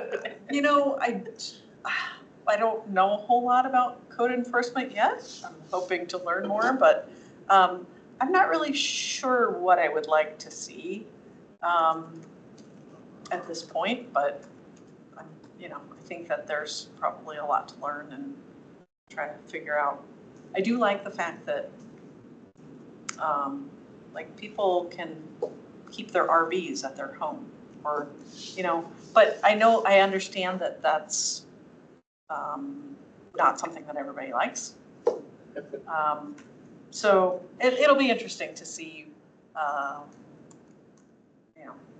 how things play out, I guess. What people get up in arms about, or I don't know, I guess what problems crop up from not having certain regulations that other cities do. Not sure if you really want to bring that up on your first meeting. Okay. Should we have RVs parking? Well, that was kind of before Yeah. all the homeless issues in COVID that brought up a lot of problems, so. Good evening, Ms. Shattuck. I'm Joe Anderson, District 3 Council Member. My question for you tonight is, will you be able to attend the scheduled meetings for the commissions you've applied for? I believe so, yes, since I don't really have it, unless I'm, on vacation or something. Sure. I guess that's really the only reason why I wouldn't be. Thank you. All right, last question for me is, how will your service on this board benefit you as being with Citizen, either professionally or personally? I think it would, make me start seeing things differently in the city and really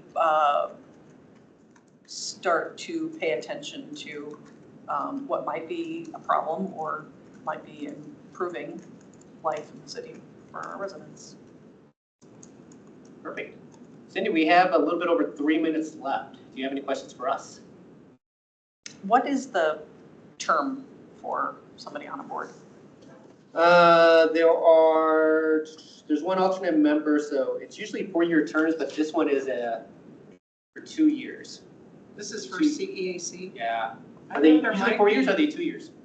The alternate member, generally, you're an alternate until we get promoted. Yeah, They're 4-year.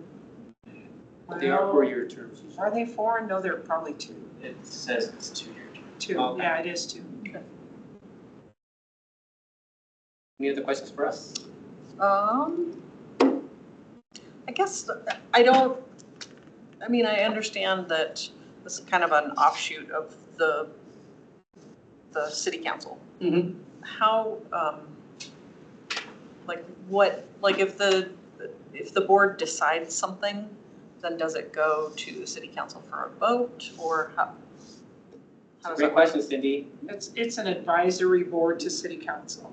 So sometimes city council might have an issue they want to send to code enforcement to have code enforcement look into it, or sometimes. Meaning the advisory council. Right, Yeah, meaning the meaning- advisory council. Mhm. And then, some of the things that they've done, like we decriminalized snow. That was a few years ago. We've done dogs, we haven't done that for a while. Right now, they've changed, they're under community development, so it would be more code compliance. They're just deciding right now what the important things are. Who's they? The board. The board and at the direction of staff. This is a change for us. We really don't. The thing they're working on right now is the code compliance or nuisance housing issues. They're talking about it, but council's going to be talking about that also. I've been on that board since I've been on council. So for 10 years, I love that board. So city council brings issues sometimes. How else do things come about into? People could come Yeah. and actually here a couple months ago, a bunch of people came about garden in a box and, natural. And what came forward is a change has council voted on that? No, not yet, but it's coming up shortly. Okay, so it was about definition of weeds. So we talked about, and they there are certain areas of the code that they look into. Title 15, I think maybe Title 7, is that correct, Jackson? Or the titles that they look into? Yes, Title 15 and some parts of 7. Okay. Yeah. For that particular issue or for the issues that are covered in those two titles? Yes. And Cindy, you can, the board can also suggest other topics to bring up as well. Okay, right. If there's, whether or not it came from a citizen or if this is, like you mentioned, like if this is something that you notice is like, oh, this might become an issue. What is the code around this? You can speak about it, research it. Obviously work through the liaison, work through Rita, to make sure that city council is aware that you potentially are looking at this issue. Right, and individual board members can bring up issues they would like to talk about also. And then if there's, and they've been trying to talk about how to get more people from the public to come and speak about things that They see. the public is concerned about. Right. Okay. Cool. Well, Cindy, we are at time. Okay. So Cindy, thank you very much for making time for us tonight. We're going to be deliberating after our interviews tomorrow night. We have the second night of this. We'll be making a final decision next Monday night, after which the city clerk's office will reach out to you about placement. Okay. And then if you are selected, then your first meeting will be in, well, is it quarterly or is it, no, it's monthly, right? Monthly. Yeah, so Is it first meeting Mondays? in February. It's on, Third it's Wednesday. Wednesday, the third Wednesday of the month. Okay. Well, Cindy, thank you very much for making time for us. Okay, thank you. Really appreciate your willingness to continue serving. Of course. Thank you so much. Have a good night. You too. Thank you.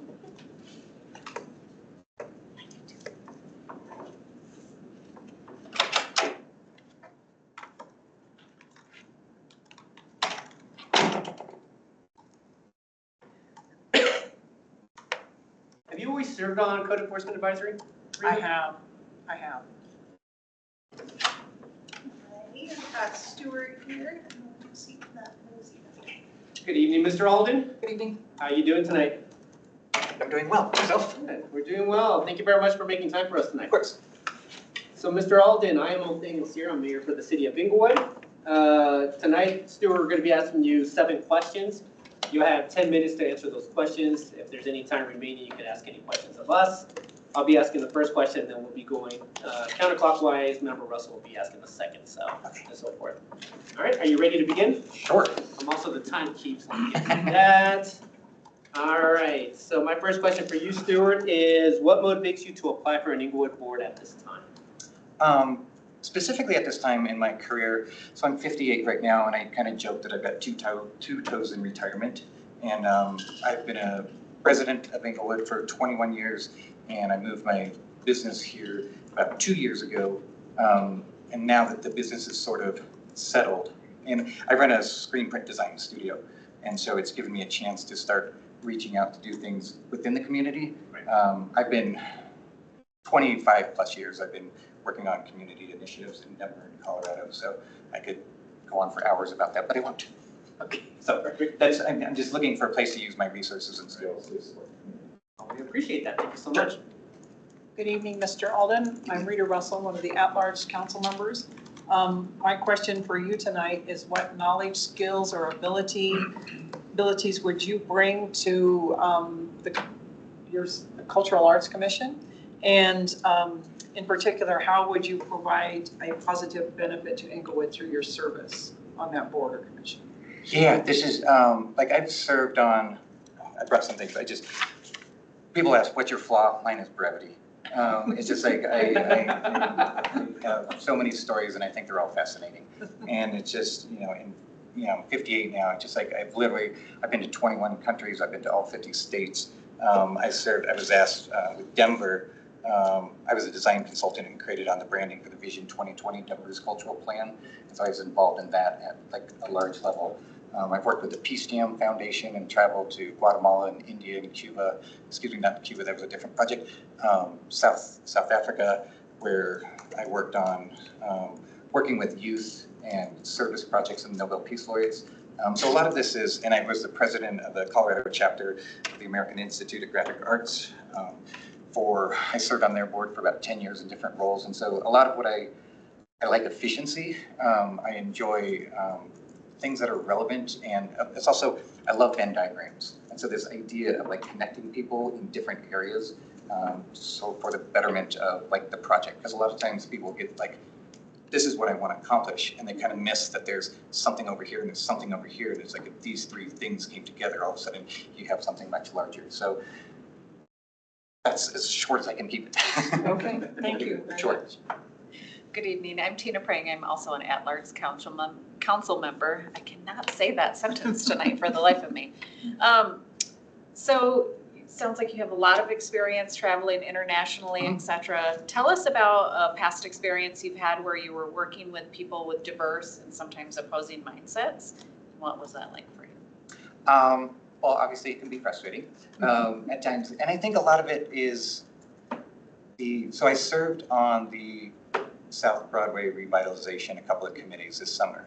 My studio is over in the Shenango Shopettes, which is on Acoma and Shenango right off of Broadway there. And when they did the call for committees, it was like at the high school. And I'm like, well, I pretty much have to hike my ass across. I don't have an excuse not to walk, a block away and go.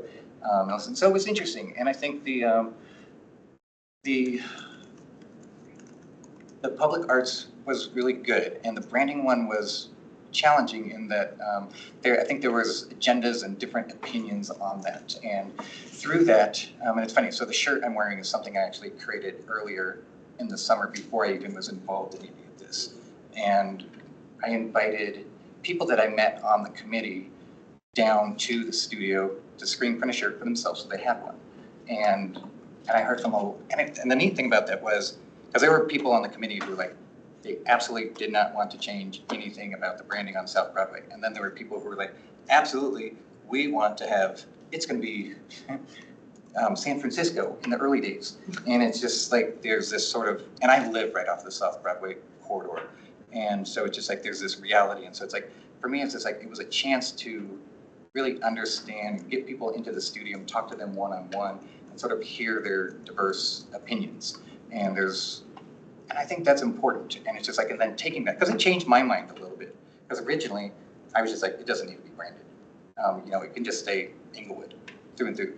Talking to people like, Whitney from Western Sky, for her challenge as a business owner is that she needs a way to label, where she is for other people. And initially, I was just like, I didn't really believe, but then I'm just like, okay, I can understand that from your point of view. And I also hear the people who are just like, it needs to be no change, and just like, and so it's like, for me, it's just like, I encouraged people to sort of think about this, we all need to collaborate. We can't be one or the other. It's just like, how do we? So I think what they ended up with is good, and it's, and I feel good that I was part of, sort of like being part of that committee and helping that move along. What a creative way to bring voices together. And I was checking out your shirt when you walked in, and well, and one of the things, because one of the most important things I did on it is I put all 5 zip codes. Because I think a lot of times when people think about the creative part of Inglewood, it automatically goes to downtown and the art galleries. And for me, it's just like, there's creativity and, there's all pockets of creativity and culture throughout the city. So it's just like, the whole is better. And that's why it's like the letters all connect to each other. Love it. Thank you. Sure. Hi, I'm Steve Ward. I represent Council District 4. You hit on this briefly, I think, but tell us what you like the most about Inglewood. What do I like the most about Inglewood? Well, I like that it's my home now. It's a place that I can feel like after 21 years, so when I first moved to Denver, I lived in Capitol Hill, and I swear to God, I didn't go south of Alameda and like east of Colorado, and like I was in a 2-mile radius. And so it's been, and my wife, when I met her, she was the one, it's her fault that I'm here, because she had a house in Inglewood, and so, and I was living in an apartment, so we moved in together and got married and all that. And it's been neat to see, I like the change. I like there's pockets of change. There's things that are, that are interesting. And there's, I like the quirkiness of it. I like the diversity of it. There's things about all the auto places on South Broadway that I think there's something quirky and to celebrate with some of that. There's things that are, there's obviously, there's more people moving here. So I think it's a place that people have interest in, and there's, a greater, I don't know, you said one thing, didn't you? Sorry. I like the openness that I think that people are, willing to have conversations, and, the fact that you guys are doing this and the fact you even have a cultural arts commission, I think is great. Awesome, thank you. Sure. Hey, sir. Jack Bethel from District 2. What would you like to see improved in Inglewood regarding the Cultural Arts Commission? I think it would be great if it was defined better. Right now on the website, there's 3 statements, and they sort of all say a very similar thing. And behind that, there seems to be missing for me, it's just like accountability. It's like what exactly, like I'm having a hard time figuring out, and that's one of my questions, exactly the purpose of the Cultural Arts Commission. And the website gives some definition to it, but there's an area lacking in that. Like I still don't know, 100% know what, my role, if I was accepted, would specifically be. That's a good answer. Good evening, Mr. Alden. I'm Joe Anderson, District 3 Council Member. My question for you tonight is, would you be able to attend the scheduled meetings for the Cultural Arts Commission? I would.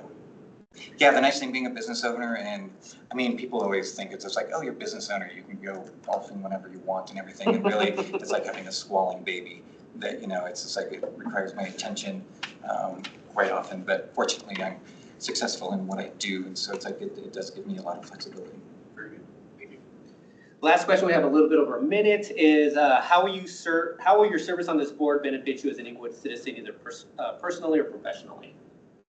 It's an interesting question. So a lot, because I've served on a lot of boards and I've been part of boards, there's a lot of times people join boards and they have different agendas. Some people are doing it for their resume building. I'm 58, I don't need to do that anymore. Some people are doing it to promote their business. 99% of my business is outside of Inglewood.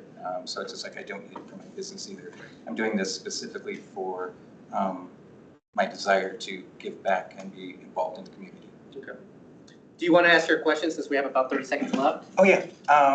It's just like, from the way it seemed, the commission hears and makes decisions on public proposals through the art and public places. Right. Is this the main role, or does the commission also have the option to propose initiatives, act as advisors, help guide groups? So it's a good question. Has anyone else served on as a liaison on cultural arts? The council member that was the liaison, she rolled off back in November. So I was just there this past week. A lot of what I saw that evening was that they were prioritizing which projects of current public art within the city they need to make sure they're maintaining. There's apparently 3 new pieces that are going to be going in somewhere on South Broadway, I believe, because Hampton, they ran into an issue with CDOT, so those aren't going to be going on Hampton.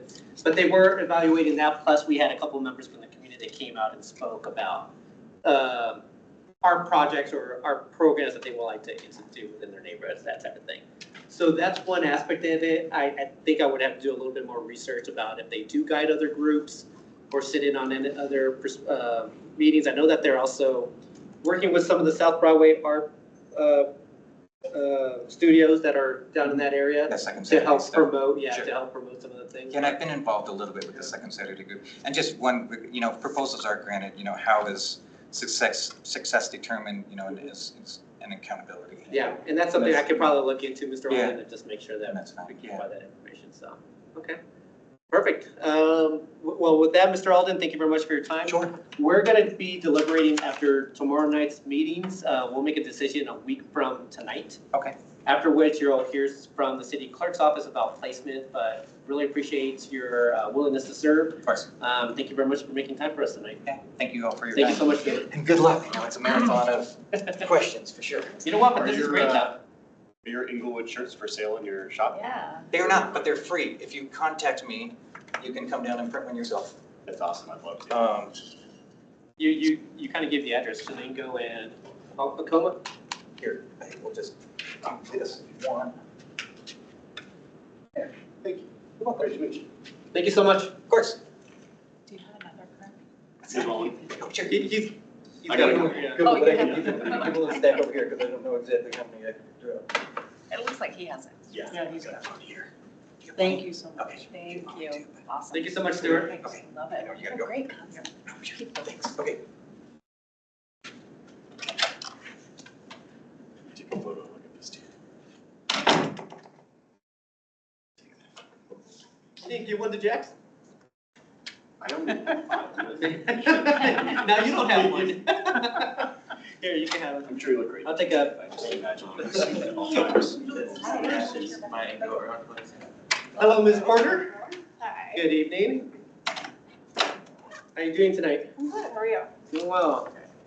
Ms. Porter, thank you very much for making time for us tonight. Yeah. I'm Nathaniel Sayre, Mayor for the City of Inglewood.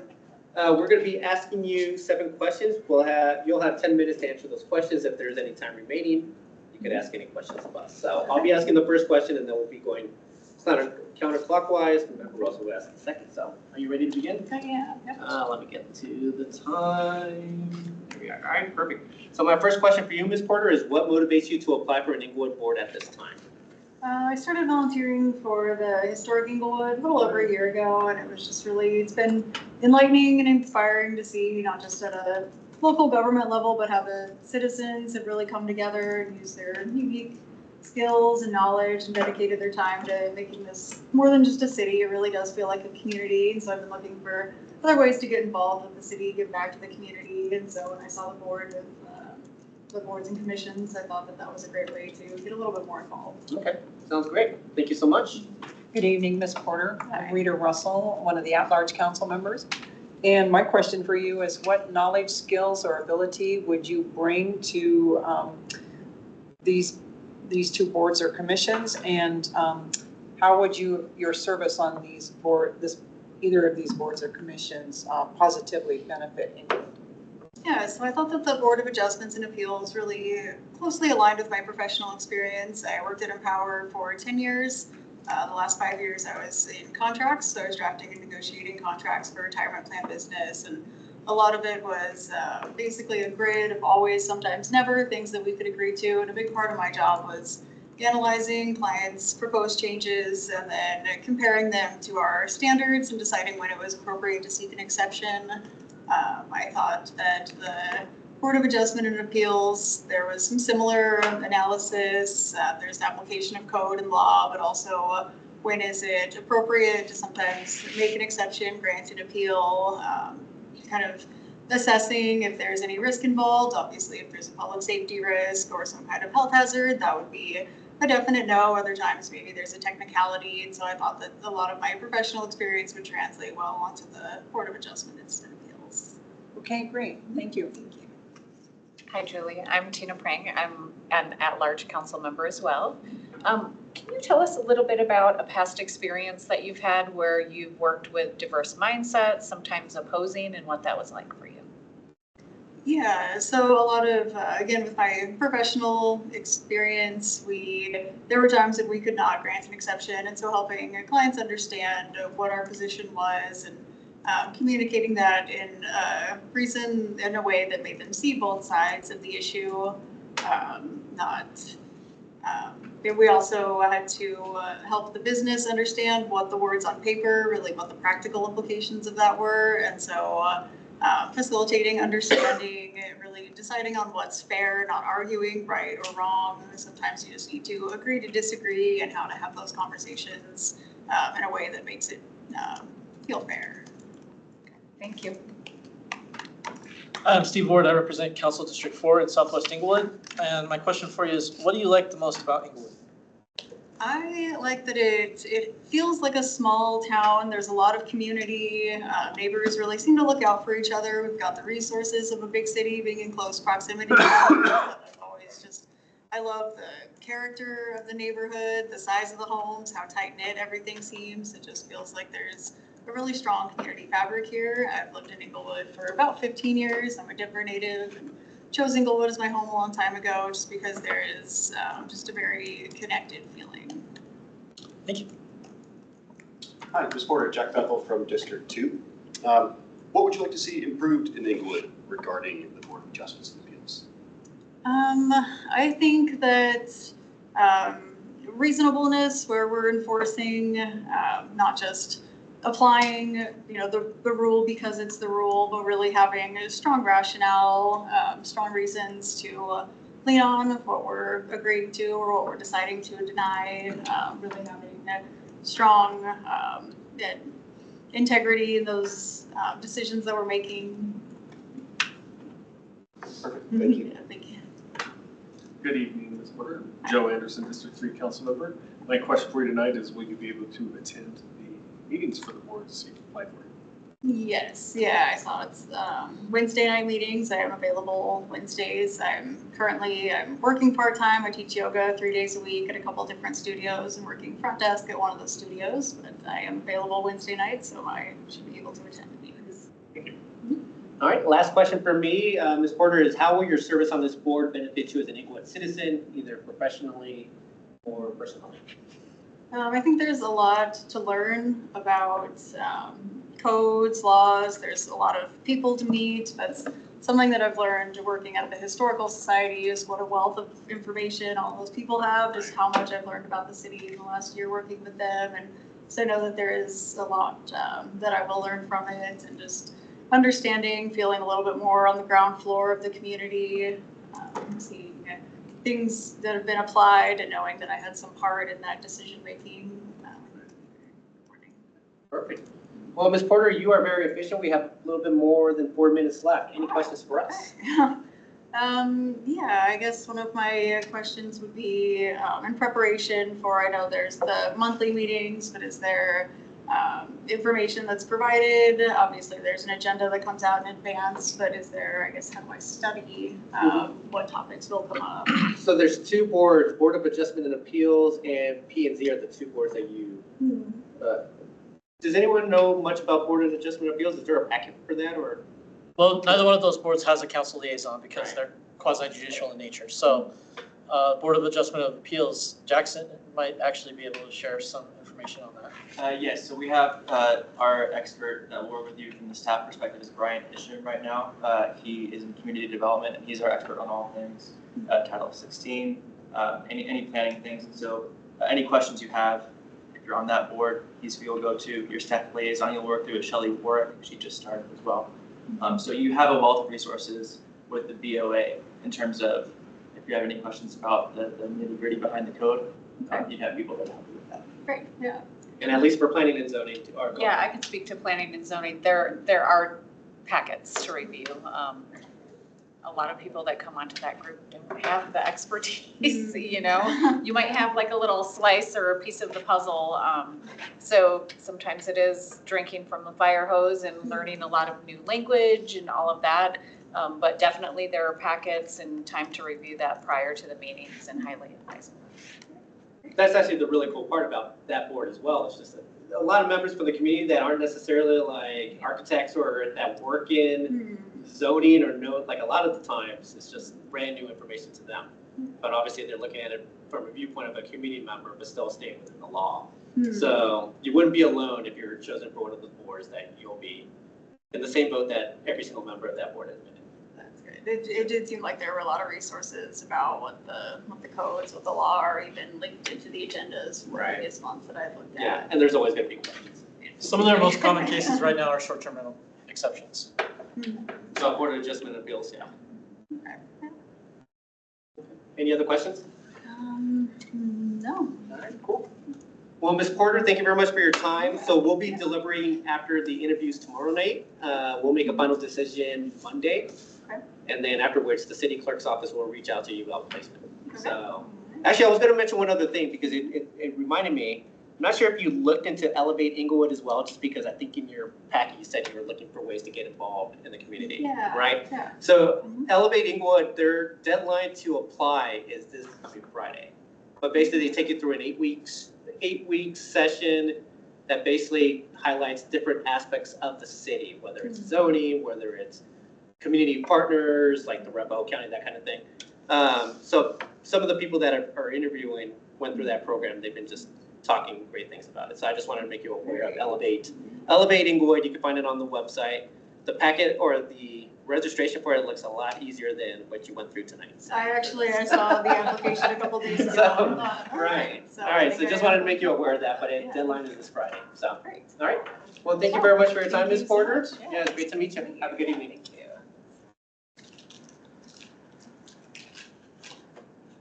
All right, so I Thank think you all. we're now, Thank you, have a good night. we're at a break, so we'll pick up again here in 4 minutes now, so we'll get 2 minutes.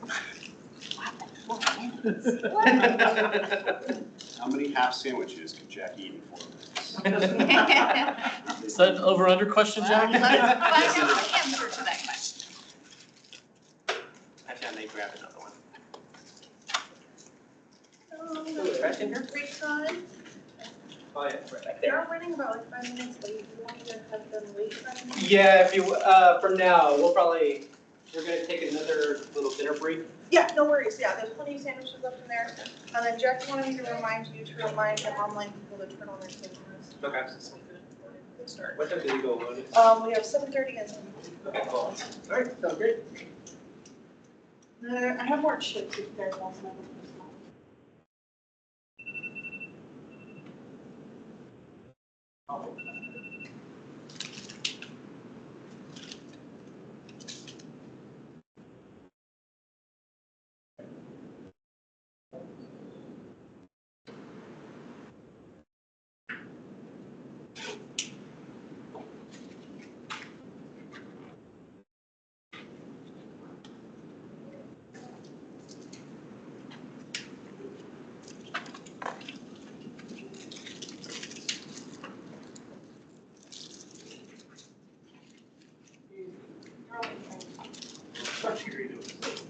I'll get you next.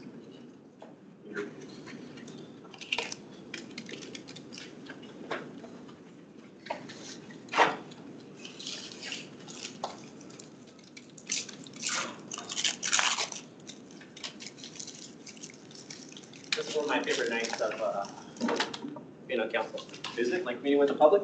Yeah. Who wanted, you always see something, oh my God, how have I not met this person before? What is it? The table's facing the wrong way and I keep hitting my shins on it.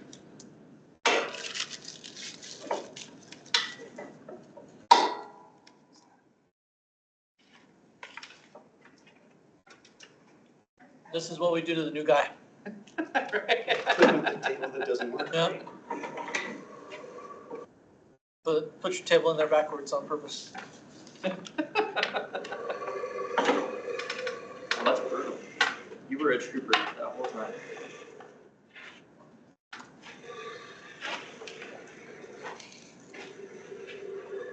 I was wondering what you meant by that. The little privacy thing keeps hitting my shins. Yeah, when you every turned time it, I was like, scoot it. oh. So it's the same thing with those over there. We just got a modesty.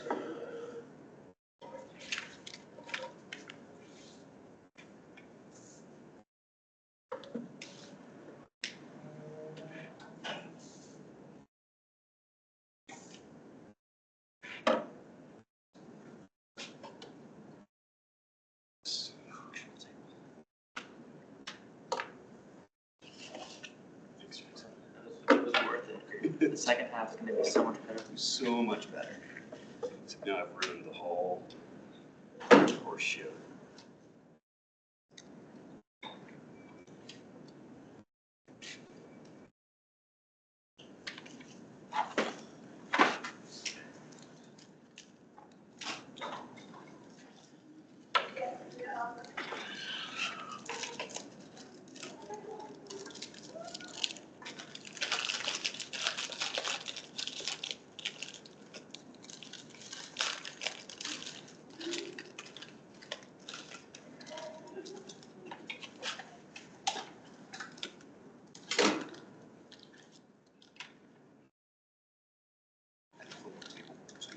Oh, okay. It's always going through your things. It was going, Little metal streak, just hitting my shins. oh, it was facing, How old facing were back. you? Oh, I see a few of them are. Babies. Yeah, I had no idea what you meant. Yeah. think we You picked were them able up. to train them well from the get-go. We actually hired a trainer, a couple of months ago. They use e-colors, which is a somewhat controversial method, but they both took very well. Daisy loves it. Like, Yeah. I show her collar and she knows that we're gonna do something. So she gets all excited. Rufus, he's a little less excited about wearing the collar, but it doesn't bother him. He seems like he has the beat of his own a little bit. He does, yeah. He's Get back in the groove of things. it's the problem child a little bit, but that's just because my parents spoil him every bit as badly as they spoiled me, so he comes by it honestly. We do homeschool the younger ones. Yeah, they can be Like willful. High school, hard He's Right. just like, Relatively good, kind of scared, a little bit chewy on things in the first couple of weeks, and now he's getting. Do you have a cohort for your homeschool? Just, being inside the house. we do, we have a Yeah, Right after I've taken him Group for we a meet second with. walk. oh really? Tuesday, Thursday. Huh, Really that's stubborn. strange. Yeah, Is I there a don't cat in the understand house? it. There are 2 cats in the house. Okay. Yeah, Marking that, territory. I mean, that could be a factor. Our dog gets along so well with the cats. They came in after she did though, so she snuggles with them. One of the cats is really cautious and stays away from him, and my other cat is like, you are gonna love me whether you want Yeah. to or not. And so they play. Okay, So there's not really weirdness between them. did you get them from a shelter? Yes. A lot of them have behaviors, so you might I think don't that, think that he actually tried his son. right, We were told that he was jerked down in Alamosa, Okay. wandering Yeah. around with his siblings. And so he definitely has issues about coming into the house. okay. He does okay now if I take him for a walk and then we just walk right back in and he's good to go with that flow. We let him out into the backyard Yeah, for hours. we can fix that. He was laying in the snow. It was like, I mean, would not. One of the things they trained in City and Sit, it was one of the Couple more biggest minutes or? Daisy there was, they trained recall. So the command Mm-hmm. becomes not optional.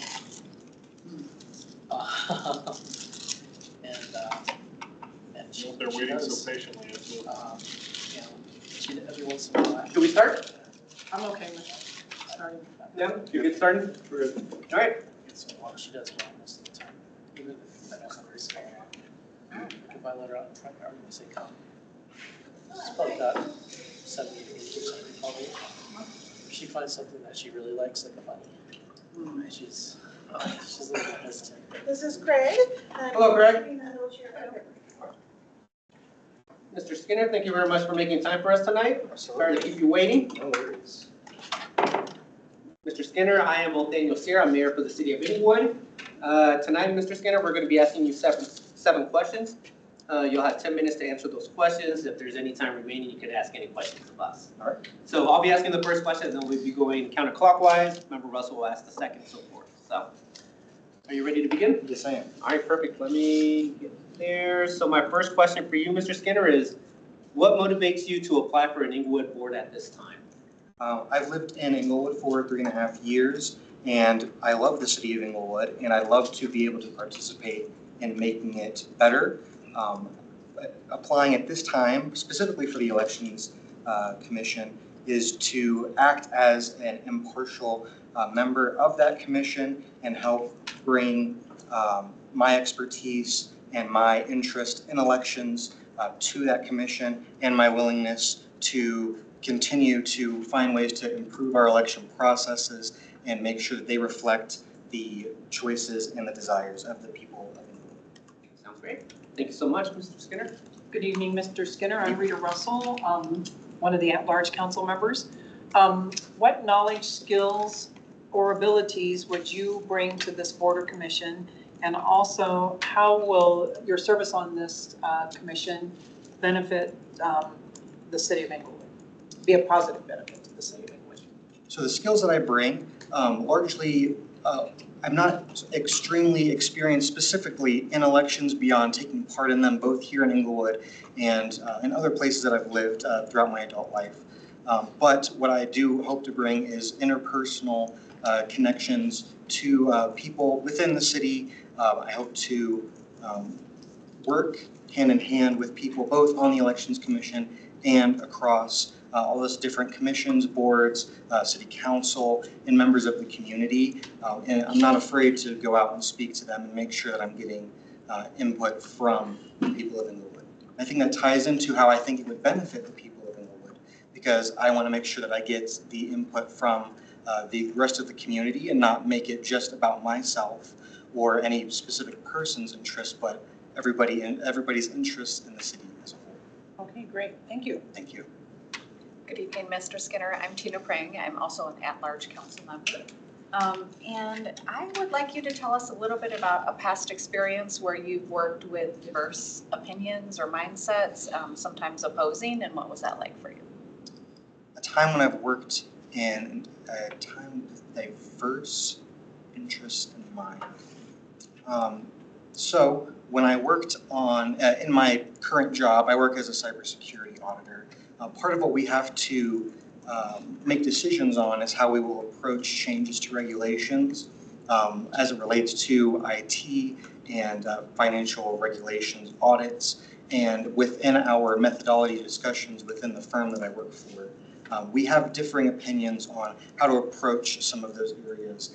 Some people want to go by the books, very rote, and keep things the same way that they were before, and just apply the new regulations to them. Myself and others want to take dynamic approaches that take the new approaches as well as the way that other similar companies within the industry approach those. And I make sure that I take both of those sides of those opinions into account whenever making decisions that would affect the entire company as a whole to approach those new regulations. Thank you for bringing your parlor tricks. I'm Steve Ward, I represent Council District 4, and my question for you is, what do you like the most about Inglewood? What do I like the most about Inglewood? So I live, I'm a renter. I live at the Marks Apartments. You just take the road right down here, Inglewood Parkway to Girard, and you're there. Romans Park is back there, and when I go to take my dog for a walk, I get to take a walk through a really nice taken care of park that has sidewalks all around, that I can see families, I can see older people, I can see people with disabilities, I see people from all walks of life enjoying their lives and enjoying the city of Inglewood. And nothing makes me happier than seeing other people being happy as well. So I take a stroll through, District 2 where I live, and I see a really beautiful place that I think can be even more beautiful over time.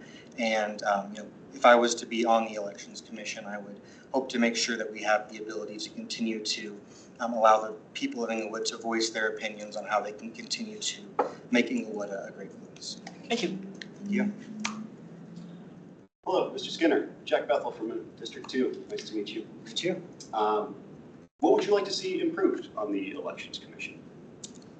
So I think there are a lot of great things that the Election Commission does. It's a very important position, and it's a very important, there are a lot of changes that are at play. There's an evolving elections landscape in terms of how to run elections, timing of elections, things of that nature. I think that one of the things that I would like to see improved most and considered is with the recent changes to where we now have mayor, we vote for our mayor, and there are 2 at-large positions now. One of the things that I would like to make sure that the commission takes into consideration is the timing of those at-large seats, making sure that, does it make sense for both of those seats to be voted on at the same time? Does it make sense to change those? Now, not necessarily a decision I want to make for the commission or for the council or for the city, but something I want to make sure that we study and understand and see what makes sense for all of us. Thank you. That's a good response. Good evening, Mr. Skinner. I'm Joe Anderson, District 3 council member. My question for you tonight is, would you be able to attend the meetings? Yes, I would. Based on the meeting schedules that I've seen on the website, specifically for Elections Commission, there was only one a year that was populating there. I don't know if that is completely accurate, but my intention is to make myself available when those meetings are required to occur. Yeah, and they do happen kind of at different times depending on when it's needed, election years and those kind of things. All right, we have a little bit over 3 minutes, and my final question for you, Mr. Skinner, is how will your service on this board benefit you as an Inglewood citizen, either personally or professionally? Personally, I think it would benefit me by giving me an outlet to continue to make an impact on the city of Inglewood. I haven't lived here a decade or decades, but I think that it's an important responsibility to have a stake in the way that the city operates, and especially helping the council understand, specifically as it relates to the Elections Commission, how elections are being run, what questions the rest of the city has, and making sure that, and I guess tying that back to myself, it's an opportunity for me to continue to connect with the people of the city and the people who are involved in making decisions. Perfect. Mr. Skinner, we have a little bit over 2 minutes. Any questions for us? I guess one of the questions I have is, in terms of the Elections Commission, are there anything that you all were hoping to see from somebody sitting on that commission as it relates to, I don't know if it's, bringing up concerns or including people in the city and how things are run. I want to just bring that up and see if there's anywhere that you all think is a point of need. Any comments from anyone? I'd say you said some really important words, which is including people in the city, and that means all people. So just having that kind of mindset to be open to differing opinions and hearing from everyone and knowing what's important across the board instead of just, gravitating to like-mindedness is really important, especially on that commission. I'd say I'm very passionate about how words are perceived, and thus, we've talked a little bit tonight about how questions are posed on ballots and what the best way to present an issue is. That's something that I'm very interested in, and I'd like to see more from our Elections Commission on. I agree. I think that especially when we're presenting words on a ballot to the electors, it's important to have a degree of objectivity in the language that's presented to the people who are going to be voting on those issues.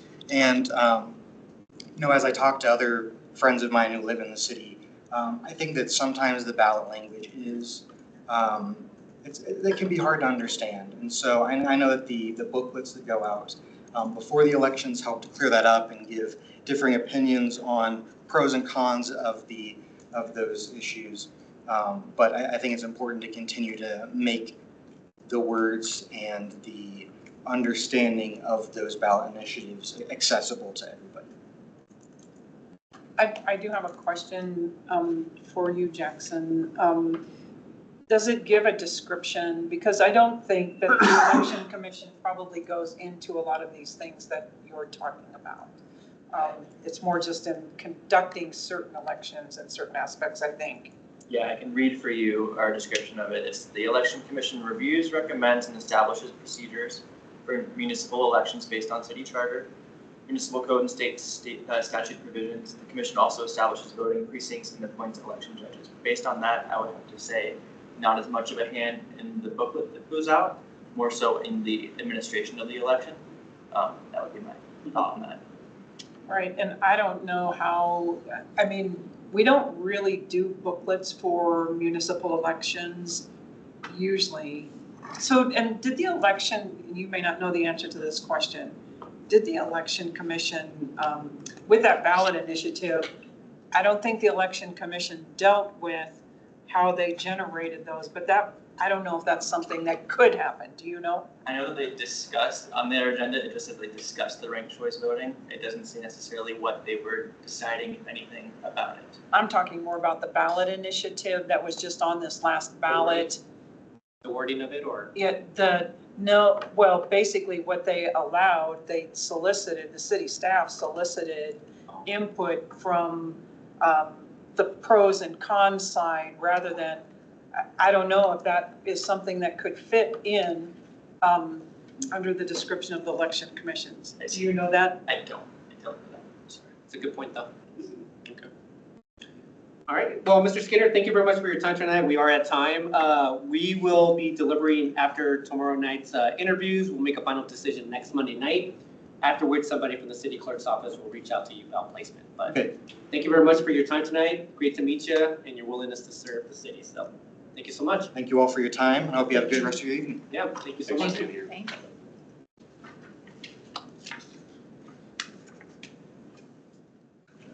We have Mr. Bautista.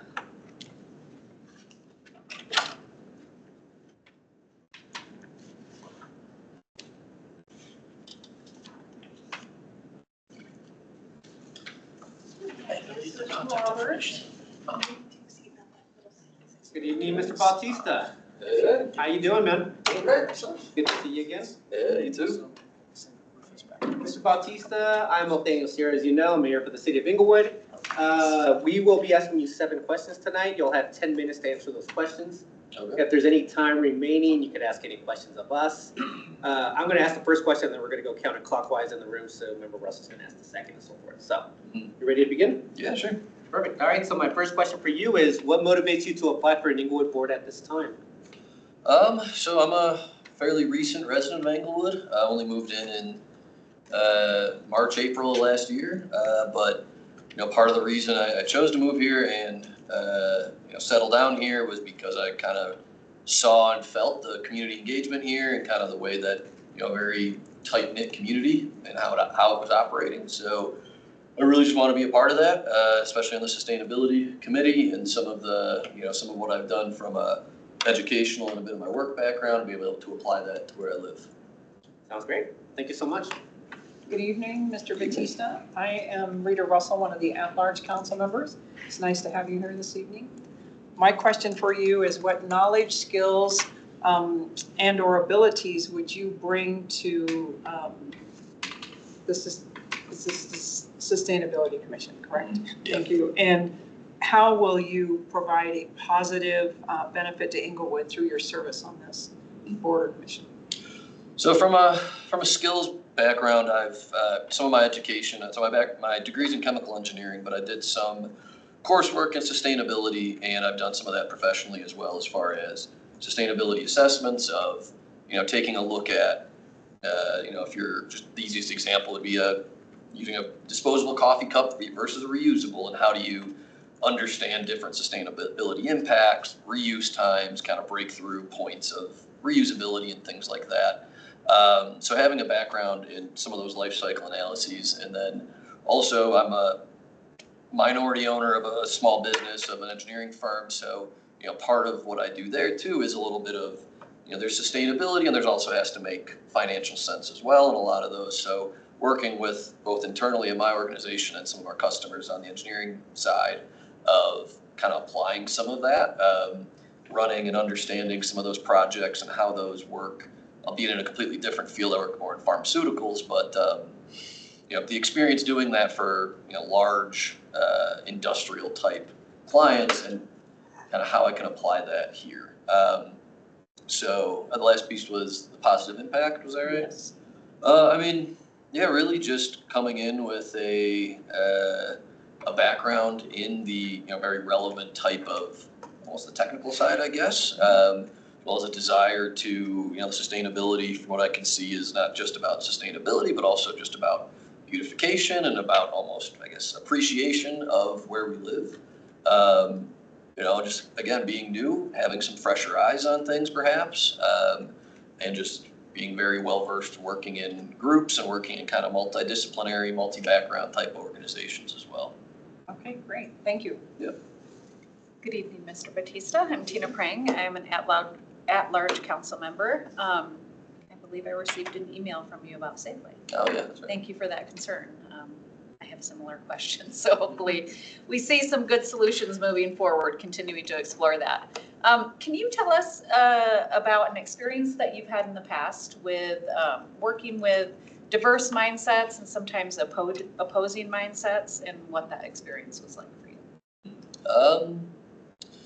Yeah, I mean, probably the easiest example for me is through my job. So, and I work in pharmaceuticals, and on the engineering side, and obviously being very technical based, but having to work with different people, both inside an organization and outside, where everyone has a bit of different goals when approaching any type of roadblock or any type of event that goes on. Of, one person is primarily focused on the bottom line, one person's primarily focused on timelines, another person on regulatory, FDA type of adherence sort of things, and making sure that you're working collaboratively and efficiently in a solution that can address each one of those different facets as appropriate in any given scenario.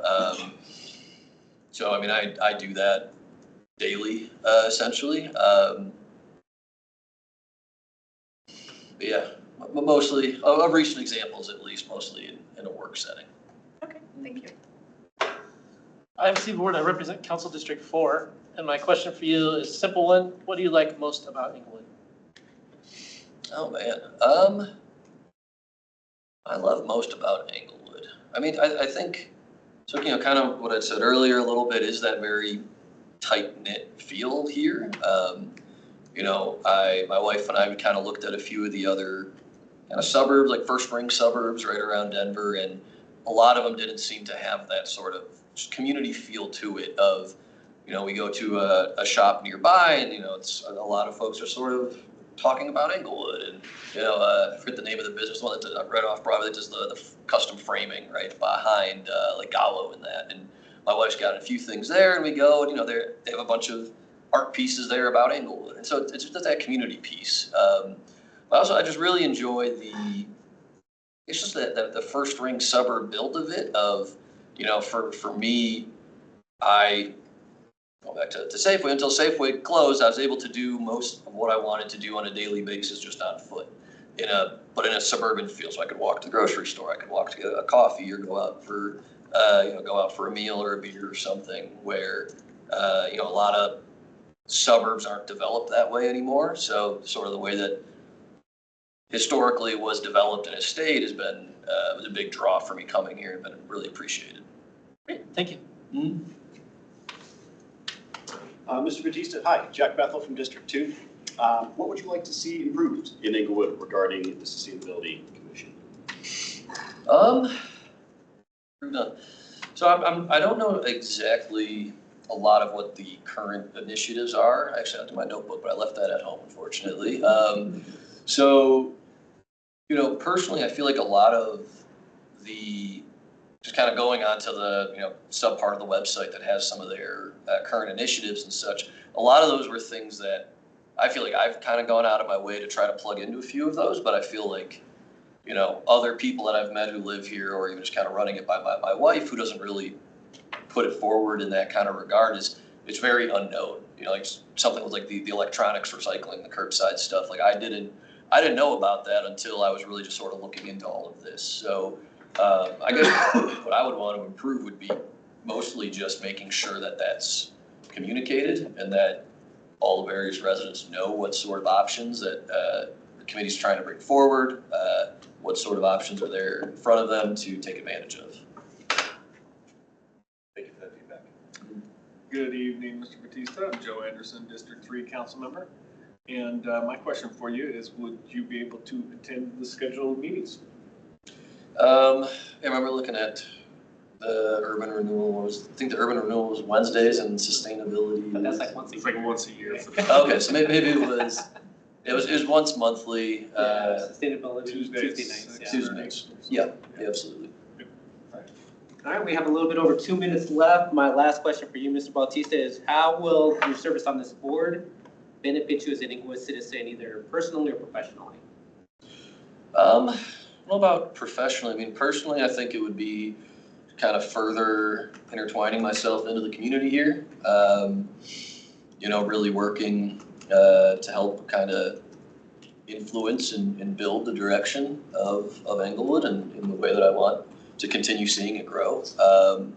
I think the connections being made through the board and through its activities just kind of further solidify and kind of grow my sense of belonging here. Okay. Perfect. Well, we have about 90 seconds left. Any questions for us? I know one of the responsibilities was around kind of finding donations and sort of soliciting those in some capacity for the sustainability board. Anyway, just where some of the, it was on the, okay. But go ahead. It was on like the bylaws page, but where are some like the bigger sources of funding for that, if you guys know? Was there at a time? It used to be the one that was KB. There was some external funding related to it, but I don't think. It mostly just funded by the city. Yeah. Government at this point, so I don't think there are a lot of sources. The sustainability coordinator will find grants and stuff like that, but that's not really a task that the board would. Okay, maybe I. Right, exactly. And plus the plastic bag fee, some of them, they'll come up with, they'll make recommendations on uses of those funds. Obviously, it keeps becoming less and less each year, but yeah. But yeah, there won't be much fundraising. Gotcha. Unless you want to cold call. If you want to cold call on your own, you're free to do so. All right. Yeah, we're basically at time. Rob, thank you very much for making time. So we'll be, we have another night of interviews. We'll deliberate after the interviews tomorrow night. We'll make a final decision next Monday night, after which the city clerk's office will reach out to you about placements. So we appreciate your time. Thank you very much for your willingness to serve, and welcome to Englewood. Yeah, thank you very much. Thank you so much. Appreciate the time, everybody. We'll see if we can bring in Aldi's to that Safeway. I mean, I saw that news today and I was thinking about it already, so that would be great. It got me thinking. So. Yeah, they made an announcement today. Oh, nice. What? Not to Englewood, but to Colorado. Colorado? Yeah. Who, Aldi's? Aldi's, yeah. Be great. I was looking for Buc-ee's. Do you want to deal with that kind of? No, I don't. Hello. Hello, Mary Kester. Good evening, Ms. Kester. Last name is Kester, yes. Yeah, how are you doing tonight? I'm doing well. How are you? Doing well. Thank you very much for making time for us tonight. Thank you for having me. Mary, I'm Daniel Sarah, Mayor for the City of Englewood. Hello, nice to meet you. Good to meet you. Yeah. We are going to be asking you 7 questions. You'll have 10 minutes to answer those questions. After which, if there's any time remaining, you could ask any questions of us. I'll be asking the first question, and we'll be going counterclockwise. Okay. For questions. So, are you ready to begin? I'm ready. All right, cool. Let me get to the time. All right, so my first question for you, Mary, is what motivates you to apply for an Englewood board at this time? Being born and raised in Englewood, I'm very passionate about this city. I'm an alumni of Englewood High School. My family's here, all my friends are here. Growing up in the 90s here in Englewood, it was kind of a rough town to be in. There was not a lot to do. There was not a lot to see. It was kind of like I don't want to say drab, but you know, there wasn't a lot of arts. I remember when this building was being built and when it was renovated and everything. And I used to, when I would get out of school, I'd go down to the library, and that was my hangout for many, many years. So I'm glad for this building. But Englewood is my home, and it's always going to be my home. And I love that the direction that Englewood is going in, and I would love to contribute further to that. I think that it should be a safe, comfortable, beautiful place for all of us Englewoodians and transplants to live as well. Sounds great. Thank you very much, Mary. Thank you. Good evening, Mary. I'm Rita Russell, one of the at-large council members. It's nice to have you here this evening. Thank you. Nice to meet you. My question for you is what knowledge, skills, and/or abilities would you bring to this board or commission? And in particular, how will your service on this board positively benefit Englewood? Great question, thank you. So my main job is that I'm a flight attendant, so I'm very good at working with large crowds. I'm also a lovely rule follower, and I like to code and enforcement and all stuff like that. But when it comes down to it, I've always been in sort of a customer service position. I'm very, very comfortable with the public and dealing with large crowds and appeasing people, always making people happy. So I think the flight attendant aspect of it, I have traveled all over the world doing that. I'm very, very well traveled. 35 countries in 34 years by myself, by the way. So I see, you know, that the world is a beautiful place, and I think that seeing that has opened my eyes to so many different religions, cultures, foods, everything. Also working with a crowd, I also work part-time at the Denver Beer Company. I'm comfortable working once again with large crowds and just being a people pleaser, and I think that's the most part of it. I also am a trivia host as well, so I like my nerdy side of myself, and once again, public speaking and following the rules, working with large crowds, public service. I don't know, I feel like that can fit in a lot of different spaces here at Inglewood City Center, and just loving my city too. I love Inglewood a lot, I always have, so. Great. Yeah, Great. thank you. Good evening, Mary. I'm Tina Prang. I'm also an at-large council member. Thank you, nice to meet you. Pretty cool to meet someone born and raised and Yeah. wants to stay here. So wow, you win that for the night. Tell us a little bit about a past experience that you had with diverse mindsets and sometimes opposing mindsets, and what was that like for you? Very interesting. So I think I'm going to use two instances. I think, you know, being a flight attendant, you see a lot of people from all over the world, and they are jet lagged, they're tired, they're angry, you know, and they sometimes don't understand the logistics of how an airline works, you know, sometimes like they don't know how the city board works or something, not seeing the behind the scenes stuff happening. So I'm really good at explaining to them what's going on, how to calm them down, how to make them feel better about the situation that's going on, whether it's a delay or a mechanical delay or something like that. Also, I think just being well-traveled, I've lived abroad for many years as well, and I've seen so many different cultures, and I'm very accepting and loving of all those things. I think it's fascinating to always learn about different cultures, religions, histories. I think preservation of history is really amazing as well. So, yeah. Thank you. Thank you. I am Steve Ward. I represent Council District 4.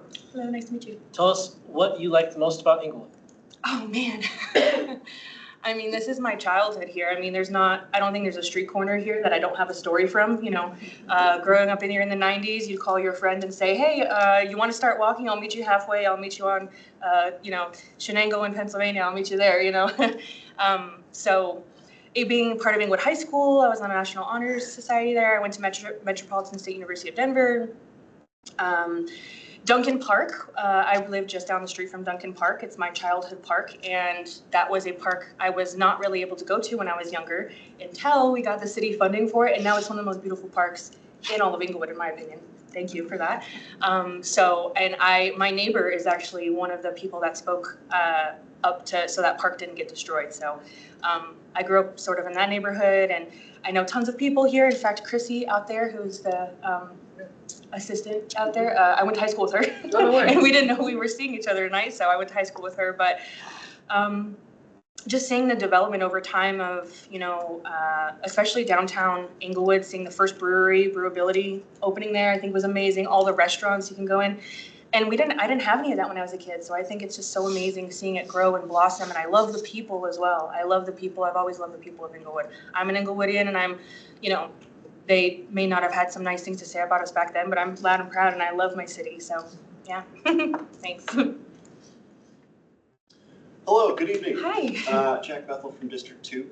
My question for you tonight, what would you like to see improved in Inglewood regarding the boards and commissions that you've applied for? Improved in Inglewood. Honestly, I had already stated that I really like the direction that Inglewood's going in already. I feel like every time I do a little tour around Inglewood, I see another project going. I see the streets are so much cleaner. It's the RTD is running really well. I think the art is coming together really well as well. And someone that's interested in the cultural board, I think that's really beautiful. That I'm starting to see some color around, and it's safe, and our downtown is something good. Sorry, can you repeat the question again? I thought I started to ramble there. What things you'd like to see improved? Oh, what I would like to see. Thank you. Sorry. One thing that I always say to myself is that I wish downtown Inglewood had more outdoor seating. for all the bars and restaurants and all that there. That's pretty much the only thing I can think of, but I think of that often. I'm like, man, if this was, I drive down in downtown Littleton often. I'm like, man, if we had this outdoor seating like that, I think it would just draw a lot more people there, but. That's coming. Oh, I'm so excited, yes. And I said I would love nothing more than have, like on the sidewalk there. That is so exciting. I think about that frequently. That's awesome. Thanks. Thanks for your Yeah, response. thank you. Good evening, Ms. Hi. Kester. Joe Anderson, District 3 Council Member. Hi, nice to Mike, meet you. very nice to meet you. My question for you tonight is, would you be able to attend the scheduled meetings for the board you've applied for? Yes, I would. Yes. That is- Yes. I think I'm I'm Boring very, question. yes, I'm very open to many types of boards. I definitely Okay, was thinking of the cultural arts. I'm also really interested in, I don't know if that's available now or if this really fits anywhere in tenants' rights and stuff like that. And as well as urban renewal as well, but yes, I'll be able to attend the meetings, yes. Okay, thank you. Flying is a very flexible schedule, and so is working in a brewery, so, yeah, got some free time. Last question, we have a little bit over 2 minutes. How will your service on this board benefit you as an Inglewood citizen, either personally or professionally? Benefit me as an Yeah. Inglewood citizen? Honestly, I think it just comes down to pride. I think I'd be so proud of myself representing the city that I grew up in and seeing how much it has grown over time and it will continue to grow. And if I could be in any small or large part a contribution to that growth, I think that's one of the coolest things. Like, I think it's kind of like a life achievement of mine, just saying I'm making a difference here. My voice matters. I care about the city enough that if I see something wrong with it, I want to speak out about it. If there's something we can do to improve it, I want to speak out about it. I want to be a voice that's heard. I'm an outspoken person, and I'm very independent as well. And I think, Inglewoodians' voices are important, including myself, yeah. Sounds great. Perfect. Well, we have a little bit over a minute. So do you have any questions for us? I don't really think I do. I think, is there any, so as far, I guess I'm kind of interested in the seating of the downtown Inglewood thing. Is that something that's coming soon? Yeah, so it's the Public Realm Project. If you want to look it up, it's the South Broadway Public Realm. So a lot of the design is happening this year. So at the end of this, I think they're going to kick it off actually next year, 2027, like the actual construction of it. Okay, that's So it's perfect. going to be everything north of Hampton. Okay. Well, up until like Eastman. Up until Oh, okay. Eastman. Oh, So, wow. Yeah. All the way to Eastman. Okay, Yeah. yeah, that makes sense.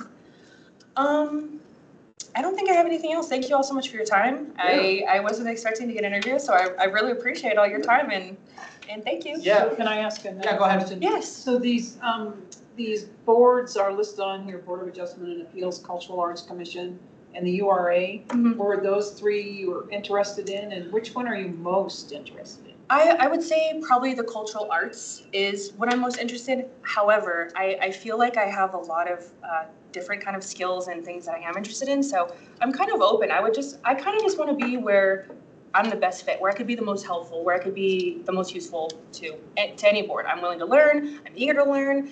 I'm happy to make a change. Excited to be part of a change.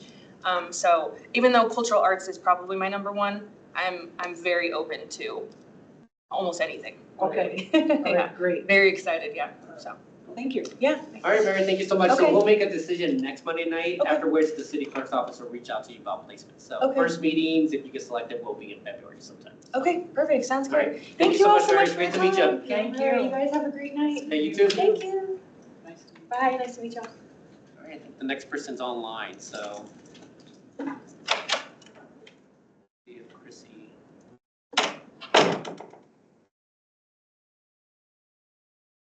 Oh, wait, are they just coming on, or Chrissy, are you there? Jackie? Assuming that they had to let them in. Oh, wait, no, in person. A little bit of IT issues with Justin, but this is Daniel. Oh, how you doing, Daniel?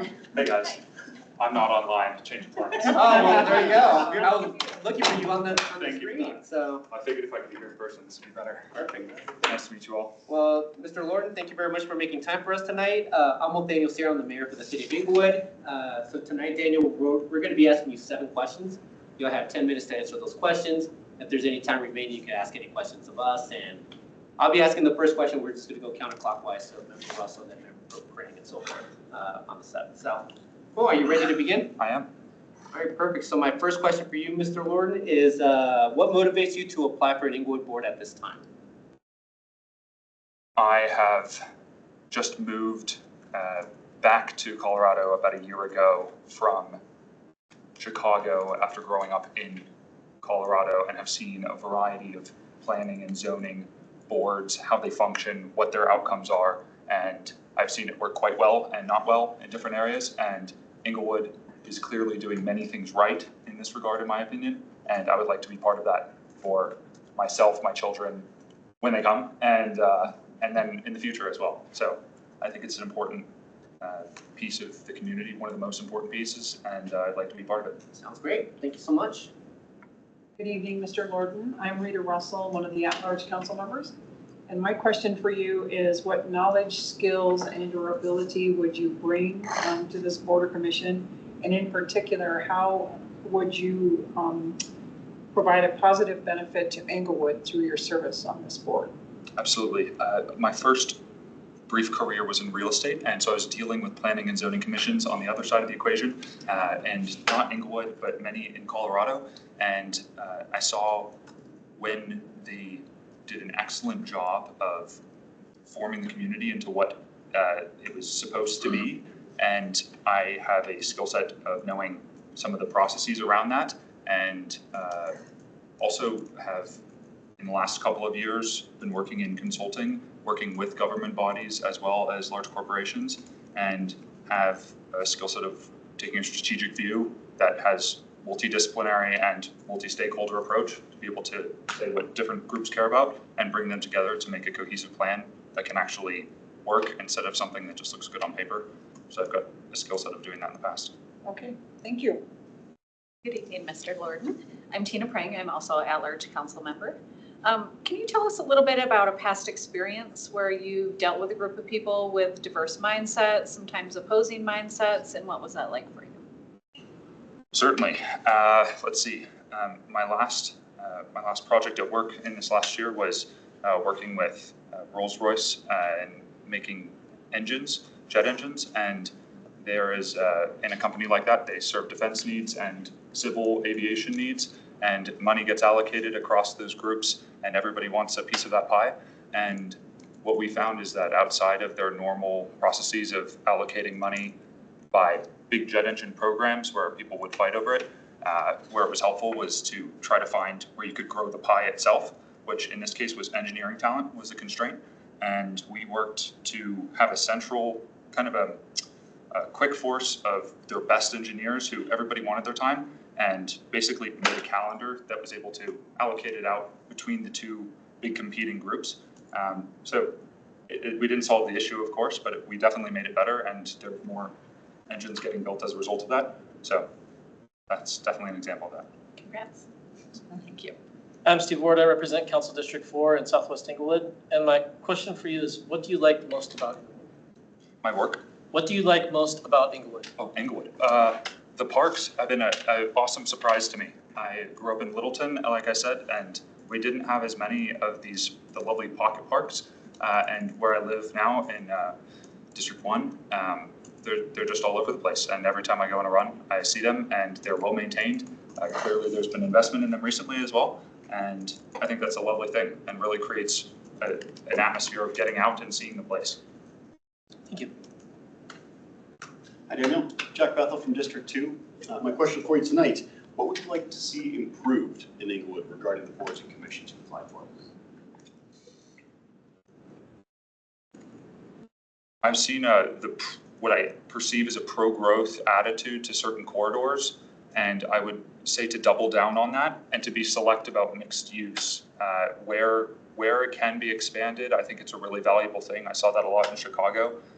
From a planning and zoning perspective, I think that it's healthy to encourage that, particularly in the main corridors that you all obviously know about and do today. But I would double down on that and try to have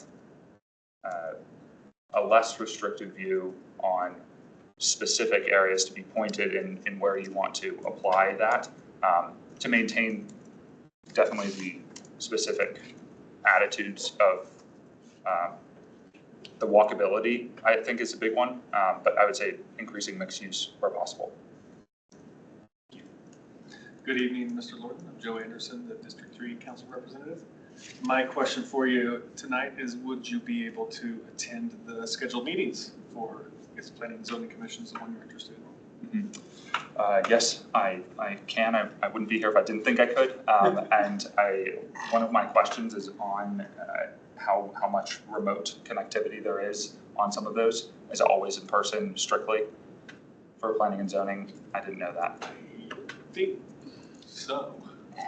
There is the possibility of remote. I think conversation lends itself to better in person, but I would see occasions for remote being a possibility. Okay, got it. Because I do have to travel for work often. It's not every week. I wouldn't be here if it was, but it does happen and it's outside my control. So I'm the same way, so I get it. That happens. Yeah. Okay. Last question for me, and I think we still have just under 4 minutes. My last question is, how will your service on this board benefit you as an Inglewood citizen, either personally or professionally?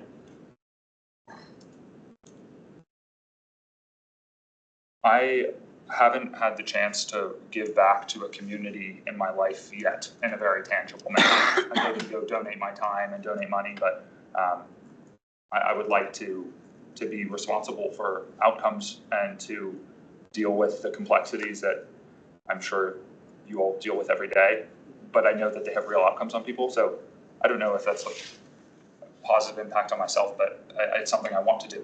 Yeah. It is, yeah. Okay. Perfect. Well, we still have a little bit over 3 minutes. Any questions for us, Mr. Lorden? Sure. I'd love to hear in your experiences with Planning and Zoning Commission, what metrics you use to say if they're doing a good job for you or not. I was not on it long enough to come close to answering that question. I was actually only on it for a handful of months before applying or starting to run for council. I don't really know how to answer that question. I mean, I would think, you know, some measure of success of working well with city staff and city staff recommendations, and then, you know, having the commission members have a good understanding of what's being presented. You know, you have a lot of people that don't have expertise in the areas that are being discussed, and so how well is city staff able to distill the information in a way that you can understand it, because it's a completely different language sometimes, for commissioners to then be able to make good decisions. That's the best I could do. Yeah, I was just trying to think of how to phrase this, because planning and zoning, so when they start evaluating a project, we're not supposed to be listening in as their council members. So when it comes in front of us in terms like a project that, you know, anything that you see like alongside Navajo, like down by Oxford, those are some of the PUDs that they looked at. So I've never been completely against anything that they've really stated. I like hearing their viewpoints, so it's never like a thing that's like, I don't think that they're giving us the feedback we want or that type of thing. Mm-hmm. I just like their perspective on things. One of the things that I wish that we got more of is like why they are stating that this is why the project needs to move forward. Because we just get tidbits about, we agree with this is some of the things that they need to add, which is all great, but I want to know why. Mm-hmm. Why is it that they're asking for this over and above what the PUD is recommending? Mm-hmm. That type of thing. So that's really it, but yeah, there's really no metrics just because they're not really supposed to be. They're providing just one viewpoint in terms of what we need to consider as a body for city council. So I think that's the best way I can put it. But cool. Any other questions? You guys have a lot of these. I think I can have individual conversations. You guys Are you related to Greg Lorden? I am. Okay. How do you know Greg Lorden? I used to go to church with him. Well, that'll do. Yeah, he's my father. Okay. Are you opening the bagel shop? Are you the? Oh my goodness, yes, that didn't come up at all, but I'm not personally opening the bagel shop, my wife is. She's the baker, I just eat them. And we're looking for where to start it. We'd love to do it in Inglewood, but That was the reason why I was asking, I was like, where? the problem is some restrictions, it's building codes outside planning center, but it's more expensive because of grease trap requirements. Okay. And a bagel shop uses no grease, but there's this flat rule that must be, and it's another 20, 30 grand. So we'll see, but I would love to be here. Well, no, it's good to know. Actually, I live 1 block over from you. I'm on 2900 of South Logan. So, yeah. Well, Mr. Lord, thank you very much for your time. A week from tonight, we'll make a decision, after which you'll hear from the city clerk's office. Great. But it was great to meet you, and thank you very much for your time. You as well. I'll see you guys around. Thanks so much. Thank you. Thank you.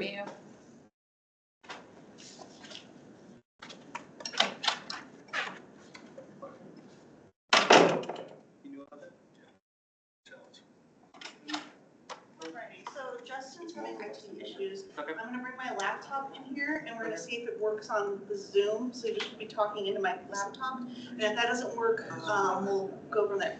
Are we gonna all huddle around your laptop? Is that what you're saying? I'm gonna put it here and I turn it all the way up, and that's. All right. We'll see how it Sounds works. good. If it doesn't work, we'll. Can we hook find it up to something that? else. So apparently it's not like, well, is he having the issue or are we having the issue? It's always us. Yeah, I was gonna say, it's like, based on that response, it does sound like it's on us. We left her out. Oh, no, we didn't. Alright, everyone, this is Justin. So we have Justin there? Yes. All right. Do you want me to come over there? No, actually, I think that's fine. Okay. Can you hear okay, Justin? I can. Justin, can you hear us? Oh, I can. Are you able to hear me, Justin? Yeah, I can hear you clearly. All right, perfect. Do you think it was probably better to pass it around, or what do you think? It might be, yeah. Okay. That's fine with me. Who's going first? Okay, I will go first, though. Okay, you guys wanna pass it over? Yeah. How you doing, Justin? Do you mind turning on your camera? Is your camera on? It's on Zoom phone. It's on our phone thing. Oh, it's a phone call, so we were having issues that way. Okay. All right, so Justin, it's good to meet you. I'm Nathaniel Sierra, Mayor for the City of Inglewood. So tonight, we will be asking you 7 questions. There'll be, you'll have 10 minutes to answer the questions. If there's any time remaining at the end, you could ask any questions of us. So, yeah, you ready to begin? Yeah. All right, so I will start the timer. So my first question for you is, what motivates you to apply for an Inglewood board at this time? Well, there was 3 that I was really interested in. The Code Enforcement Board, the Sustainability Board, and the Water Board. I've lived here for 14 years, and over that time, I've experienced some things that I'm concerned with, and as a citizen, I feel it's my duty to step forward and possibly offer some guidance on things that I think could be done better. And I just would, I'd like to help my community through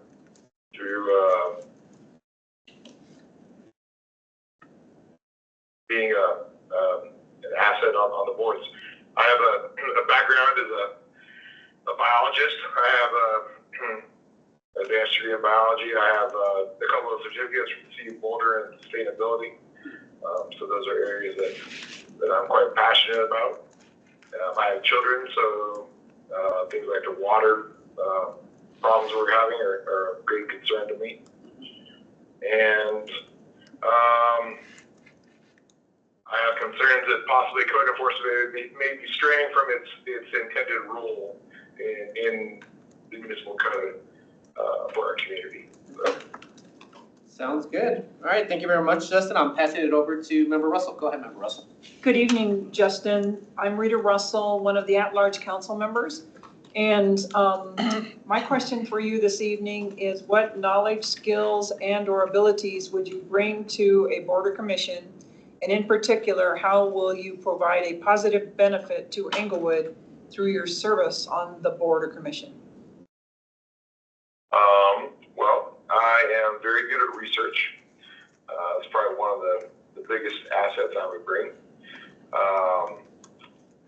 I also am very adept at being a consensus builder.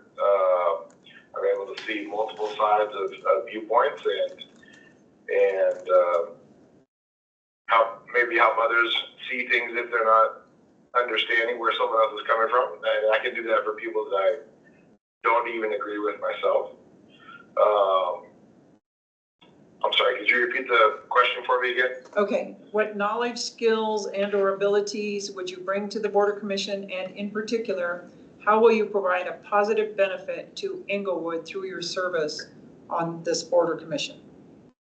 I think especially for the sustainability of the water board, being a scientist, I do feel like that's an extra added bonus to either position, especially the water one though. Okay. And, yeah. All right, great. Thank you very much. Good evening, Mr. Oberlin. I'm Tina Prang. I'm also an at-large council member. Would you be able to describe to us an experience from your past where you worked with diverse mindsets, sometimes opposing mindsets, and what that experience was like for you?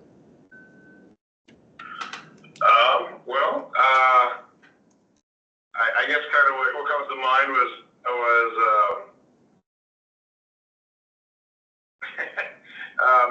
I'm from Oregon originally. My family are a bunch of for 4 generations back, they're a bunch of loggers, and I chose to study in college the effects of logging on the environment and wildlife, and that was pretty controversial, needless to say. But I really wanted to understand like what was actually going on and not just take things at face value for what I was just told. And in the end, I kind of ended up somewhere in the middle of opinion based on my own research and my own experiences, and it was something where now I can explain things to my family that maybe they don't understand. That's something I really enjoy. Great example. I'm sure that makes for fun family dinners as well. We're taking a little field trip down the table here to Member Ward. Thank you, Tina. Hi, this is Steve Ward. I represent Council District 4. And my question for you is, what do you like the most about Englewood? What do I like the most about Englewood? There's lots of things I like about Englewood. I like that it's small. I enjoy the older architecture. Not that I have a problem with the newer buildings that are going up, but I tend to like the older houses better. And I've met some really great people here in the community that I'm really happy to have met. So. All right, thank you. Thanks, Jackson.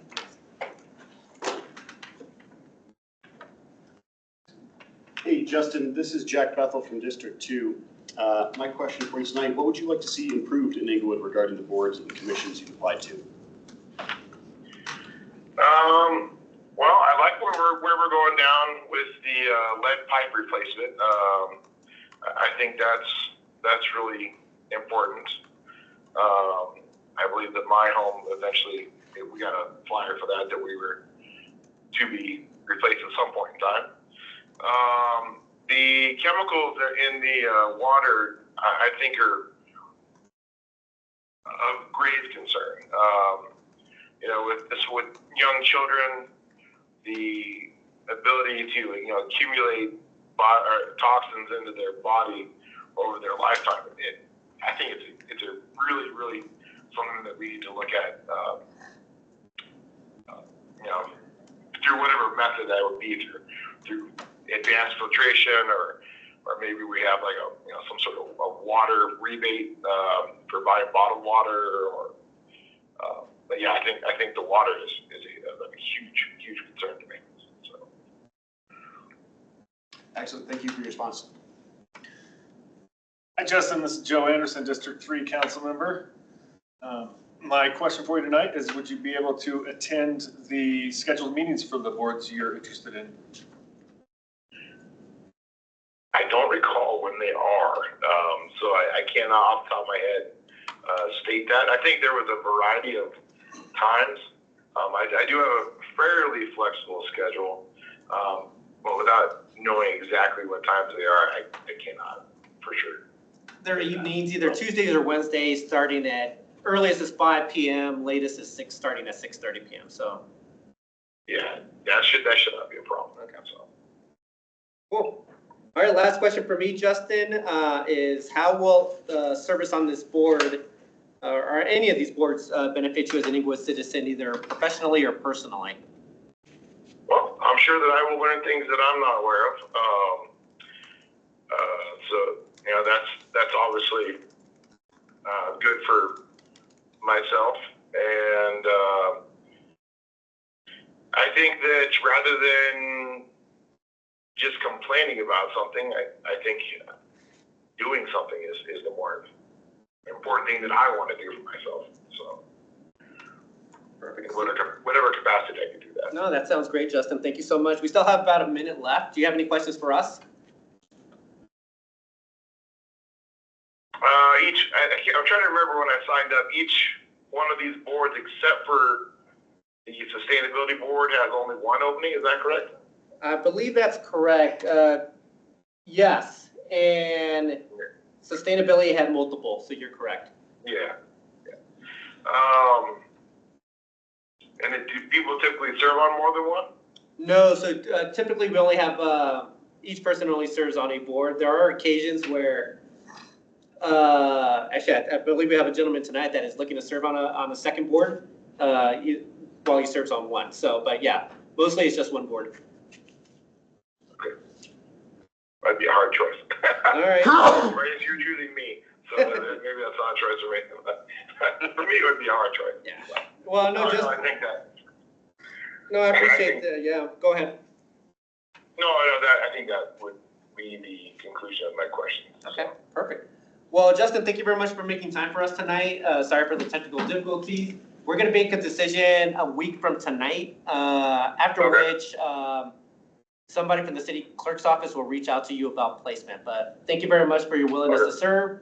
Thank you very much for your time tonight, and look forward to touching base next week. So thank you so much. All right. Thank you, man. Have a good night. Here we are. Thank you so much. I'm glad we got it figured out. Sacrifice.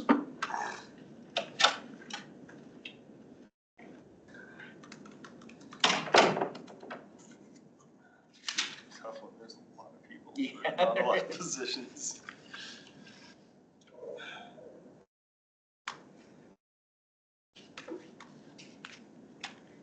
Who's up next? Michael King.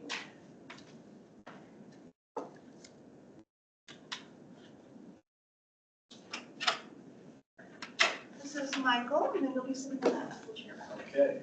Mr. King, how are you doing tonight? Good, how are you all? Doing well. Thanks for making time for us. Yes, I was just chatting with the other folks about the dedication that you all have to do all these interviews. And you know what? This is the best part of the year for us. Okay. We get to speak with the public, so. Okay. Pleasure's on our side. So, Mr. King, thank you very much for making time for us tonight. I'm Nathaniel Sierra. I'm the mayor of the city of Inglewood. We're going to be asking you 7 questions. You'll have 10 minutes to answer those questions. If there's any time remaining, you can ask any questions of us. I'm asking the first question. We're going to go counterclockwise, so then Member Russell, then Member Prang, so forth. So, are you ready to begin? Yeah, thank you. Cool. My first question for you is, what motivates you to apply for an Inglewood board at this time? So I've been living here since 2021. I really love the community. I appreciate a lot of things about it, and I felt that I wanted to start contributing to it. I did the Elevate Englewood program a few years back, and so I learned a lot about different roles of the commission and the other parts of the government. And I have a little bit of experience in the transportation world, so I thought that that was a good fit for my skills. Perfect. Thank you so much. Good evening, Mr. King. I'm Rita Russell, and I'm one of the at-large city council members.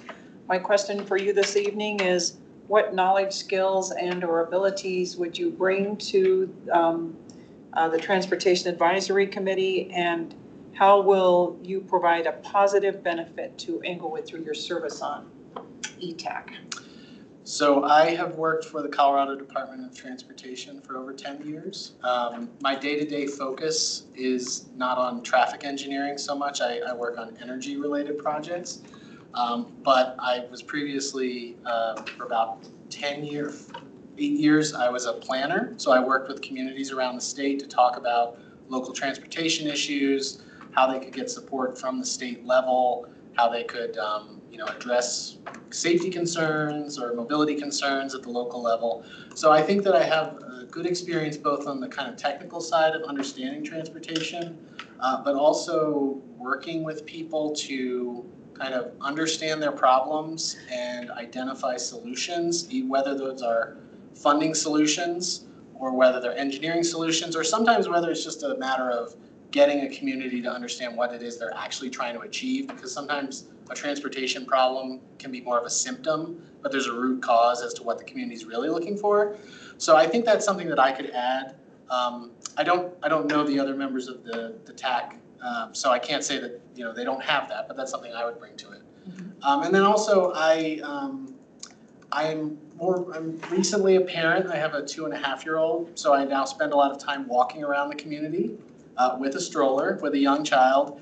And so I'm sort of observing things that are good and bad about mobility in Englewood that I didn't notice when I didn't have a child.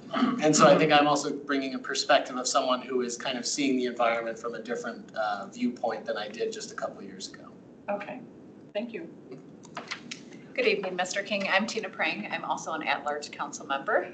Can you tell us about an experience that you've had in the past where you've worked with people with diverse mindsets, sometimes opposing mindsets, and what was that like for you? Yeah, so I do that quite a bit in my current job. I work with, as I said, local governments. I work with the private sector. A lot of my focus these days is on electric vehicles and those types of programs.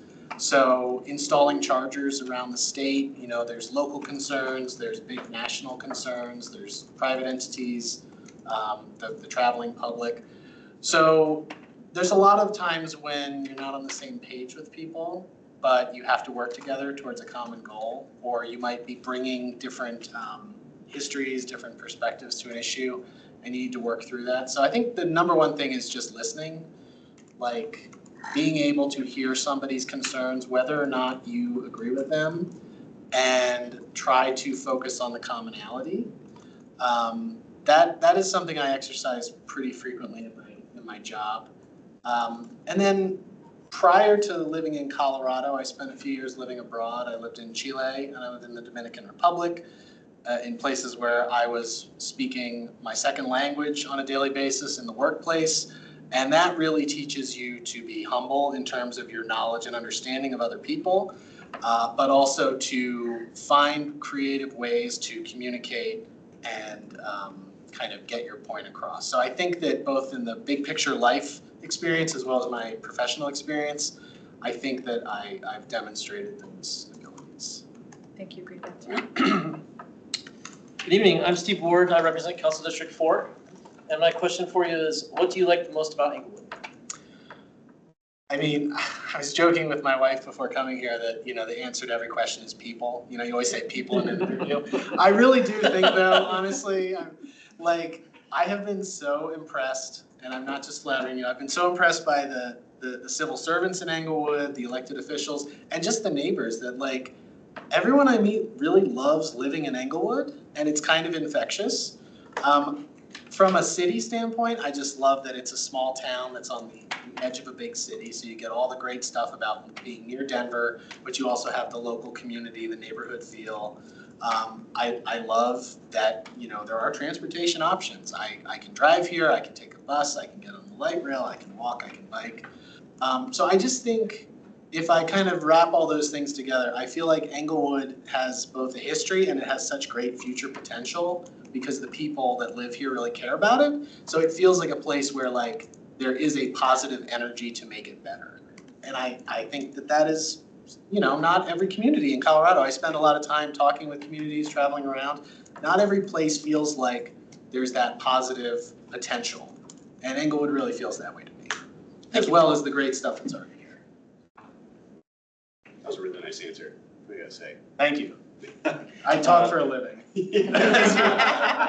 I'm sure you can all identify with that. My question for you tonight, what would you like to see improved in Englewood regarding transportation? I mentioned before having a toddler. I think safety is one that, the traffic speeds, there's some intersections that I regularly go through where I feel like every time I'm a little bit wary. I need to really be paying attention, which of course I should be, but I think there are some safety improvements in terms of making it more pedestrian friendly, particularly around parks and schools and areas where there are more vulnerable users. I think that the location and the access to the RTD system is pretty good. Certainly in the part of town I live in, I'm on Dartmouth and Cherokee, so I'm pretty close to downtown. I can walk to the light rail, I can walk to the bus. That's not true for everyone. There are other parts of town where, that multimodal access could be improved. But really, above all, it's the safety and just the feeling that you have options here in Englewood to travel by different modes, but the experience and the feeling of that is not always equal. And how can we make that more comfortable for everybody? Thank you. Good evening, Mr. King. I'm Joe Anderson, District 3 Council Representative. My question for you is, will you be able to attend the meetings for the boards you've showed interest in? Yes, I will prioritize that. Very good, thank you. I like how you try to lengthen out your questions. I do. Make it even longer. All right, we still have a little bit over 2 minutes, and my last question for you, Mr. King, is how will your service on this board benefit you as an Englewood citizen, either personally or professionally? Yeah, I think personally I will feel even more connected to the community. I've been here a few years. I've been, sort of a cheerleader for the great work that I think is being done, but I feel like I can do more. I think it will probably also help me get to know other parts of Englewood, other neighborhoods that I don't spend as much time in. Like I said, I'm kind of close to, Broadway, Main Street, downtown area, but I don't spend as much time elsewhere. So that would be interesting to learn about other neighborhoods and what they need and how they feel. Professionally, I think it's just always healthy to kind of, there's a turn of phrase that's escaping me right now, but basically to eat your own cooking, if I work for CDOT and I'm, coming from the state all the time, maybe I should have the experience of, working from the local level up so that I can see what is that like. I haven't had that experience, right? So getting out of my comfort zone to be on the other side of the table figuratively, I think would be good for me professionally and personally as well. Okay. We have about a minute left. Any questions for us, Mr. King? I guess what are you looking for in a board or commission member? What is it that in your experience separates the good ones from the bad ones? Is there something I should keep in mind Does anybody else want to jump in, or should I just provide my answer? We got in this question. I've spoken a lot. Have you got this question? Okay. So my perspective is, I want diverse views on the boards. So you mentioned just being a parent, now you have a different point of view whenever you're walking down the street about that. That's what I'm looking for. It's just come in with a point of view, but also reading the packet and just being informed and voicing your opinions during the meetings, being engaged with your. Those are the two things that I look for most. Obviously, attendance being the other one, but you already answered that question. But yeah, those would be the important things. Just come in with a point of view, voice it, and obviously that information comes back to council. So we just want as much information as possible in order for us to make our decision. Okay. So, all right. Well, Mr. King, thank you so much. I was going to ask you more about the specific things you saw, but you kind of mentioned some of them already. But thank you very much. We're going to be deliberating after another set of interviews tomorrow night. Okay. We'll make a decision next Monday night, after which you'll hear from the city clerk's office sometime next week about placement. So first meeting will be in February as well. So really appreciate your time, your willingness to serve. Yeah, thank you all. Yeah, have a good evening. Yeah. Thank you. Nice to meet you. Yes. Good luck.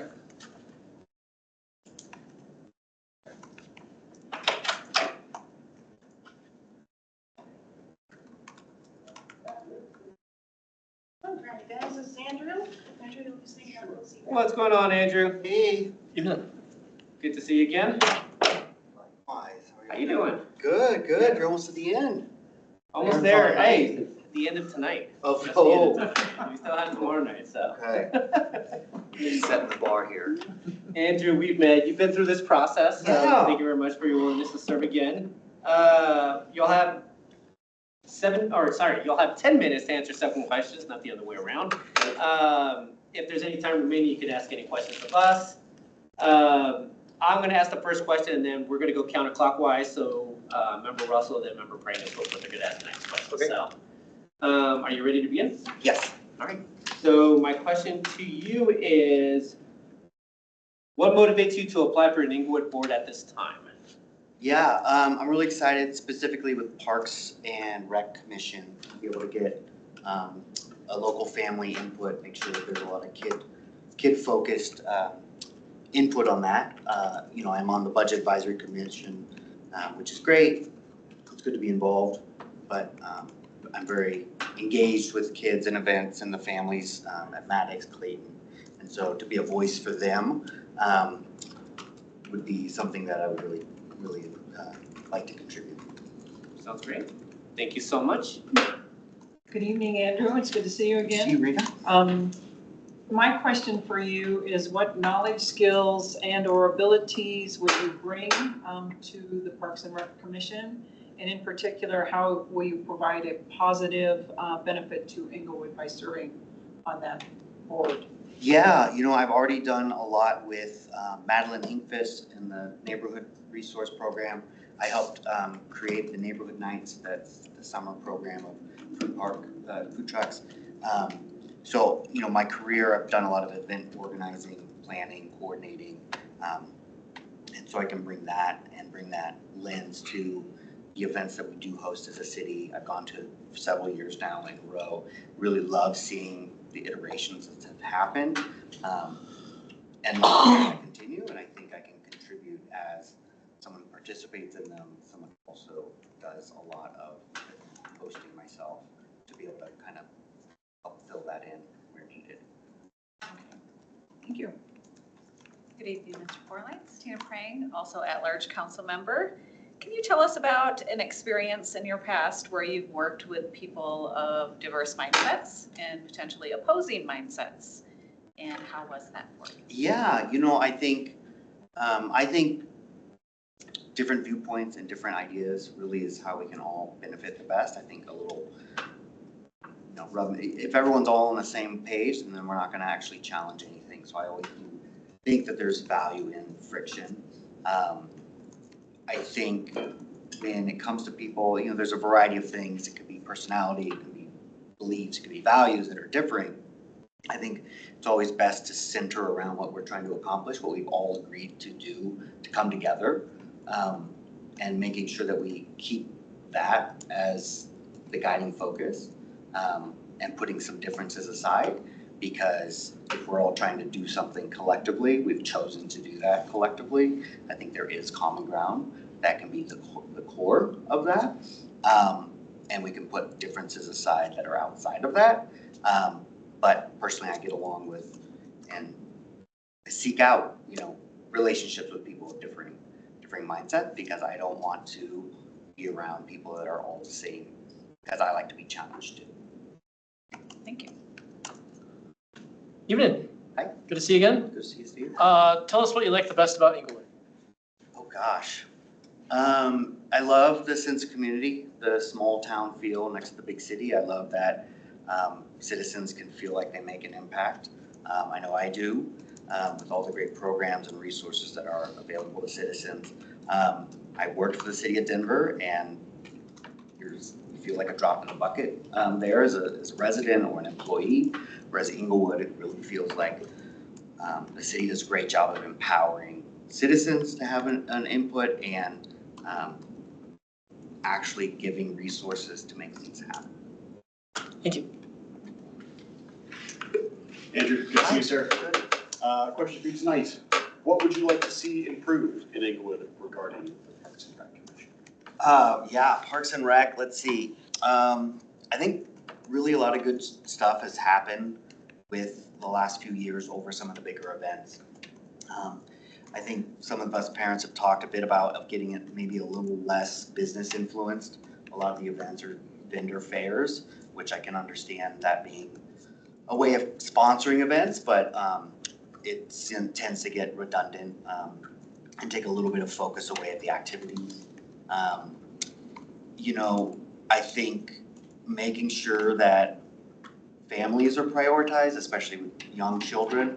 That's the cohort that I'm in. My children are 7 and 4.5. Most of our friends are in that age group.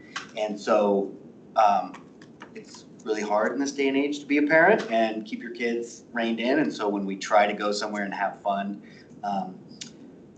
if things aren't set up with that in mind, a small thing can become a really big disruption to that whole outing. And I think some of those smaller things are overlooked when it comes to small children and their needs being front of mind. Excellent. Yeah, thank you for that perspective. I appreciate it. Hey, Andrew. Hey. My question has to do with your availability, scheduling and such. So without further ado, the question is, will you be able to attend the meetings? Yeah, I've made it work so far. You know, I have to pick and choose where I can get out of bedtime and, you know, bargain with my wife. So we've found some balance and ways of making that work.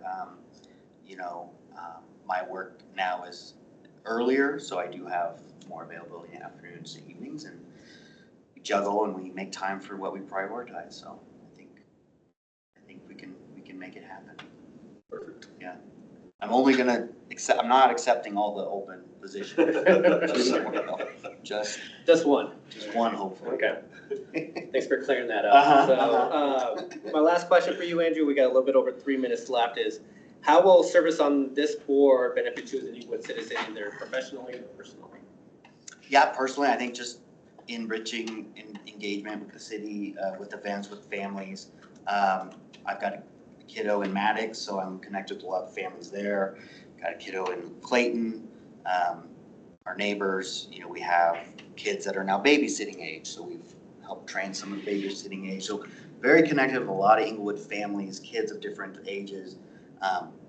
And so just to see some of that, shaping some things maybe specifically to that. You know, one of the other things that's really problematic for us is bowls of candy on every single table, because that's what's easy to get engagement. And suddenly I've got kids coming home with a bag each every single time with candy and trinkets and yeah, and all the little swag and knickknacks that I think maybe a little, I don't know what the original question was, but getting a little bit more cohesive citywide collaboration, other departments, if you all came together and did smaller, different things, but collaboratively, get a passport for the kids to get stamps, and then at the end of, you know, a certain amount of civic engagement, then they get to redeem it for something bigger instead of 6 whistles. Okay. Well, you only answered half the question. Oh, so I'm no, sorry. I'm joking. Perfect. So we still have about 2 minutes left. Do you have any questions for us? I wanted to just brag, you know, because the city does great resources, and you know, we did the coloring book. We did that with the Arapahoe County Health Department. So we still have these for school kids to get to know their community. Neighborhood nights I help organize. We do the annual pumpkin carving party, which was in the park. This year we outgrew our house. Another neighborhood improvement grant got approved, and they put a table and chairs at the Paseo in downtown Inglewood that I'm hoping to get kind of a ribbon cutting for, but that's meant to be a talking spot, a community spot to actually encourage people to have conversations and come together. So we're working on getting that finalized. But other questions, you know, it seems like it's a good sized pool this cycle. So how do you feel you're going to be prioritizing or deciding who to pick for what roles? Oh, I think everyone's going to have like their different viewpoint on that. So anybody want to chime in? Or obviously a lot of it's coming from the interviews tonight, and so just hearing people's passion for the city and what it is that they want to improve on. Also just the fact that a lot of people have really taken steps to be engaged already. It's one of the things that I'm kind of considering in terms of it, but I haven't put any names to any boards yet. But yeah, I think just I have to think about it, but obviously it's just one. I'm one vote out of 6, so just, everyone's going to have a different perspective, I guess. Yeah. Well, got your work cut out for you. Yeah. All right. Anyone else? Any other questions? All right. All right. Well, Mr. Borleis, thank you very Thank you much. so We'll much. make a decision a week from tonight. Okay. And you'll hear from the city clerk's office sometime next week about placement. All right. All right. Thank you so much, Andrew. Thank you all Great so to much. see you. Yeah. And we get told if we're not on, right? We're not just gonna. Yeah, you should get it regardless, right? Not ghosted? Yeah. All right, thanks everyone. Thanks, Andrew. Have a good night.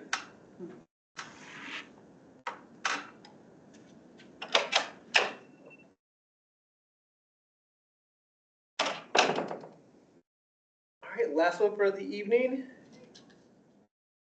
Kate Fuller. Alrighty, this is Kate. Hi. Good evening, Miss Fuller. Good evening, everybody. How you doing? Good. Thanks for making time for us again. Of course. How I'm you doing? excited to be back. I know. I'm doing good. Good to have you I back. know everyone's familiar from at least online, but some that I've met in person. But it's cool to be back in this room. Yeah. Yeah. Well, Ms. Fuller, I'm Nathaniel Sarah, Mayor for the City of Inglewood, and I know that we met in the past. You've been through this process, hasn't really changed, so you're still going to have 10 minutes, 7 questions. If there's any time remaining after the 7 questions, then you can ask any questions of us. Okay. I'm going to ask the first question. We're going to go counterclockwise, so Member Russell, then Member Prang. So you good to go? Yes. All right. So my first question for you is, what motivates you to apply for an Inglewood board at this time? So I took 2 years. So I was, I don't know if everyone has, I'm sure you all are prepared and have read everyone's application. We read everything. Yeah, so Everyone I don't know why I asked said it like that, but basically I did planning and zoning. It was a very, very cool way to give my time back to the city. But then as I started to get pregnant and had a child, 2 times a month's a big commitment. And there's so much that you should be researching whenever you have a new PUD come up. So when they asked me if I was going to reapply, I thought it's probably not a good time for me to continue to serve at that level for the city and kind of take a step back. And then I was hoping to get back into it sooner, but now I realize 2 years have passed and it's time to get back into it. So I think around August, I started itching and waiting for the applications to open. What was your original question? I don't want to go too far since everyone has questions. You guys have been here for a long time. But what motivates me is I've lived here for 11 years now, first as a renter. I've been a homeowner of a townhome for 7 years now. We're hoping to stay rooted here in Inglewood with our child. And it's pretty cool to now be a parent of Inglewood. I've been a renter, a homeowner, but now I have even more stake in the city to see its success come to life. So, and it's been cool to see the city grow in 11 years. Okay. Great. Thank you so much. Of course. So Ms. Fuller, it's good to see you here tonight. Good to see you too. And I'm Rita Russell, one of the at-large council members. My question for you is, what knowledge, skills, and or abilities would you bring to Parks and Rec or the Urban Renewal Authority? And in particular, how will you provide a positive benefit for Inglewood in your service on this board or commission? So generally, I am a very positive person. I don't call myself a silver lining queen. So whenever even a bad situation comes across my desk, I find the positive in it and almost a negative in like a toxic way. So I try to be mindful of that. But sorry, what was your original question? I got a little paranoid. Like, how much do I share about my personality? What knowledge, skills, Yes, knowledge and skills. Okay. So at my job full-time, I manage about 8 creative people. So they're web developers, designers, some work with clients. So I've developed a very great executive skill to manage people, but more so to help pull out their talents and be a good listener and steward of the group rather than just running the show and being egotistical. So I think with the Urban Renewal Authority and with Planning and Zoning, those both called out to me because I think it's really interesting when people want to grow our city through developments, but I want to know once that gets approved, what's the process from there to when it impacts all of us? Because, I mean, I've been sitting next to a pile of dirt for many years in my direct neighborhood, probably like 3 different plots that still aren't open yet. So we're really excited, but I want to know more and kind of be a part of, like, get the skin in the game for that. And then for Parks and Recs, I've been spending a lot of time in the Parks and Recs lately with my child. So impressed by what we've already been doing with all of our funds that we've received through the different initiatives through the voters. What year was that? Was that 4 years already? 23. 23. So only 2, but it seems like they've already flipped 3 different parks into improvements. So would love to keep that momentum. 24 then, huh? 24. It seems like it just happened, and all of a sudden, all the parks are getting renovated, and some of them needed a lot more than others. But I found that every park is special, and it's cool to see how the current committee has been keeping each park unique. So I'd love to continue to help with that. So that is what I would say my answer is. Great, thank you. Thanks. Good evening, Kate. Tina Hi. Prang. Haven't seen We you since overlapped for a sat short at amount of PNC. time, and it was very nice to know you then. Different roles. Yes, I saw that you got promoted. Yes. Congratulations. Thank you. I'm sure you can find an experience from your past to share with us why or how you've dealt with a group of people with diverse mindsets and sometimes opposing mindsets, and what was that experience like for you? Yes. So in my direct job, I have to work with, I don't know if you guys have had to work with different types of jobs that I described, but you have web developers, designers, and people that work with clients. Those are completely different people inside and outside of work. They listen to different music. They have different ideas about politics and different ideas about how to live your life. So what I've always found is that we all have way more in common than we have not in common. And so I always try to focus on those things that we have in common, and then try to redirect kind of back to what Rita was saying, positivity, bringing it back to somewhere productive, because we're not going to really get anywhere being negative. So that is where I would say just every day at work, I'm managing different personalities and how they clash and how they can come together, and even more directly when my account managers have a difficult client. They learn how to adjust to read the room and proceed accordingly. And I recall you asking lots of good questions. Thank you. I'm Steve Ward, representing Council District 4. And my question for you is, what do you like the most about Englewood? I would say I really like, this is going to be the silliest answer, but it's just the first thing that comes to mind. I come from Raleigh, North Carolina. That's where I grew up. And so when I moved out here to follow my older brother who lives in Greeley, I didn't want to live up there. I wanted to live down here, but I wanted to live somewhere with character. And really the trees in Englewood are what really got my attention, and just kind of like, it's in our logo, like kind of flourishing and like living, I don't know, we're like, we go to a lot of Nuggets games. So whenever we come home from a Nuggets game, it's 12 minutes, but I'm like, it's only 12 minutes to get to Englewood. Like, it's just exciting to me.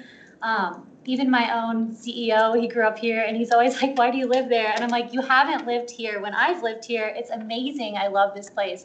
And I kind of see Englewood as an underdog. Even to this day, sometimes it feels like people don't believe in us, and they really should. So that would be my answer. Thank you. I also love our trees. Yes. I know when we were dealing with the ash problems, and I'm sure we still are, I was like, this should be the top of the budget. Yeah. It's like every time I talk to a parks person, I'm like, what about our ash? Yeah, so that's also why I think it would tie in nicely for my passion of trees for Parks and Rec. So thanks for bringing that up as well. My question for you tonight, what would you like to see improved in Englewood regarding the commissions you applied to? So regarding the commissions I've applied to, that's a good question. The first thing that came to mind, which I feel like is the thing I've always talked about since I joined P&Z, is just accessibility in the city. So, and that's a hard thing to keep up with, and that means different things to different people, but like sidewalks. So from that perspective, making sure that we're building these developments to think of everyone, current residents, future residents, and then for the Parks and Recs, making sure that we're thinking of all ages. So when I was like diving into this more this week, I was thinking we don't really, like, we focus a lot, and this is like, you know, I'm glad we focus a lot on the kids, but I was like, are our parks serving everyone in Englewood, including maybe older people or people with wheelchairs and maybe children with autism or different disabilities or challenges? So that would be my answer to your question. Thank you, I appreciate it. By the way, he's Jack, so. Hi, I'm Jack. Nice to meet you. I was Is it- reading. I think there's a sign. Is it? Yeah, there is. Yeah, the signs are great, by the way. They seem like I just new noticed you didn't signs. say your name on that one, so I just like. Like a Pokemon, I just have to say my name whenever. Jack Bethel. Good. All right, my question. Yeah, I was like, Okay, Joe hasn't Joe. asked the question yet, right? Yeah, I got a question. Will you be able to attend the meetings? Yes. Okay. And I was even looking at the days to see, but I've kept my calendar after work pretty open lately. My husband has started a podcast and has an art business, so I double checked 10 times. And it would still, he would be flexible with it, but. Really appreciate those podcasts. And I saw both of these, I believe, were once a month, so I know planning and zoning, you see absence there, but, or absences, but with this, I would know you URA really is can't. once a year, so. Yeah. Not very often. All right, about a minute left. Last question for me is, how will the service on this board benefit you as an Inglewood citizen, professionally or personally? So I always feel like if you want something to be great, you should be a part of that greatness. So that would be my answer to that. So I can't expect Inglewood to continue its momentum and growth and, progress if I don't plan to pitch into it. So I also want to do it.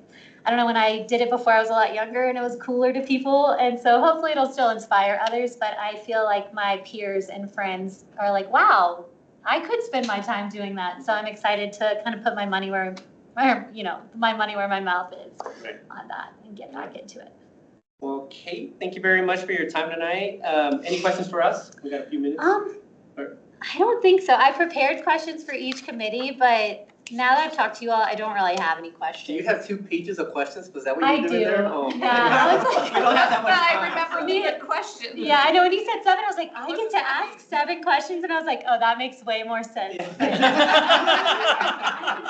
My same job for like 9 years or so, or almost 10, and so I haven't had to have I think this was my last interview. Okay. So I was like, what do people prepare for an interview? So I was trying to prepare questions in case I needed it. But I feel like we filled the time and you guys are probably tired and ready to go home. I saw I'm the anchor, so I will end it there. There we are. But thank you for all of your time and consideration. And also wanted to mention that I'm actually equally interested in both. I saw that I think I ranked URA as number 1, but I was like, I don't know which one I'm more interested in. And I know a lot of people apply for a lot of boards. So if you would see me fitting on, if I'm not gonna fit into those 2 and you'd see me fit on a 3rd, hit me up. Of course, URA meets one time a year. For about 30 minutes. Oh, only, that's what you're saying, just once a year. Just once a year for URA. Yeah. Oh, well then I'm more interested in planning. There you go. Because you can't serve on both, right? No. You wouldn't. Well, we just You have have- enough yeah, we just have applicants. enough applicants Okay, this time cool. around. Well, yeah, know that I could be committed once a month. Okay. So There we where that fits best Okay. with my skills. Perfect. Awesome. Well, Kate, so we will make a decision a week from tonight. You will hear from the city clerk after our decision's made. And then your first meeting potentially would be in February, so. Okay, awesome. Thank you so much for Well, your thank time. you all Good to so see you much. again. It was nice to meet some of you for the first time. And then also, I think Jackson Higgins, you're new, right? Yes. Welcome to Inglewood. Have a good night. You too. Okay, take care. You too. All right, everyone, with that, we are done for the evening. We are adjourned. We're starting at 6 p.m. tomorrow night. Dinner will be served then as well, so. All right. This meeting is adjourned for tonight. Everyone have a good evening. There was a lot of energy. Yes. A lot of energy. People put on their game face. I know. These interviews, it's impressive. All right, I think we can turn off that. Jackson, do you mind turning off that recorder? Should be a stop button.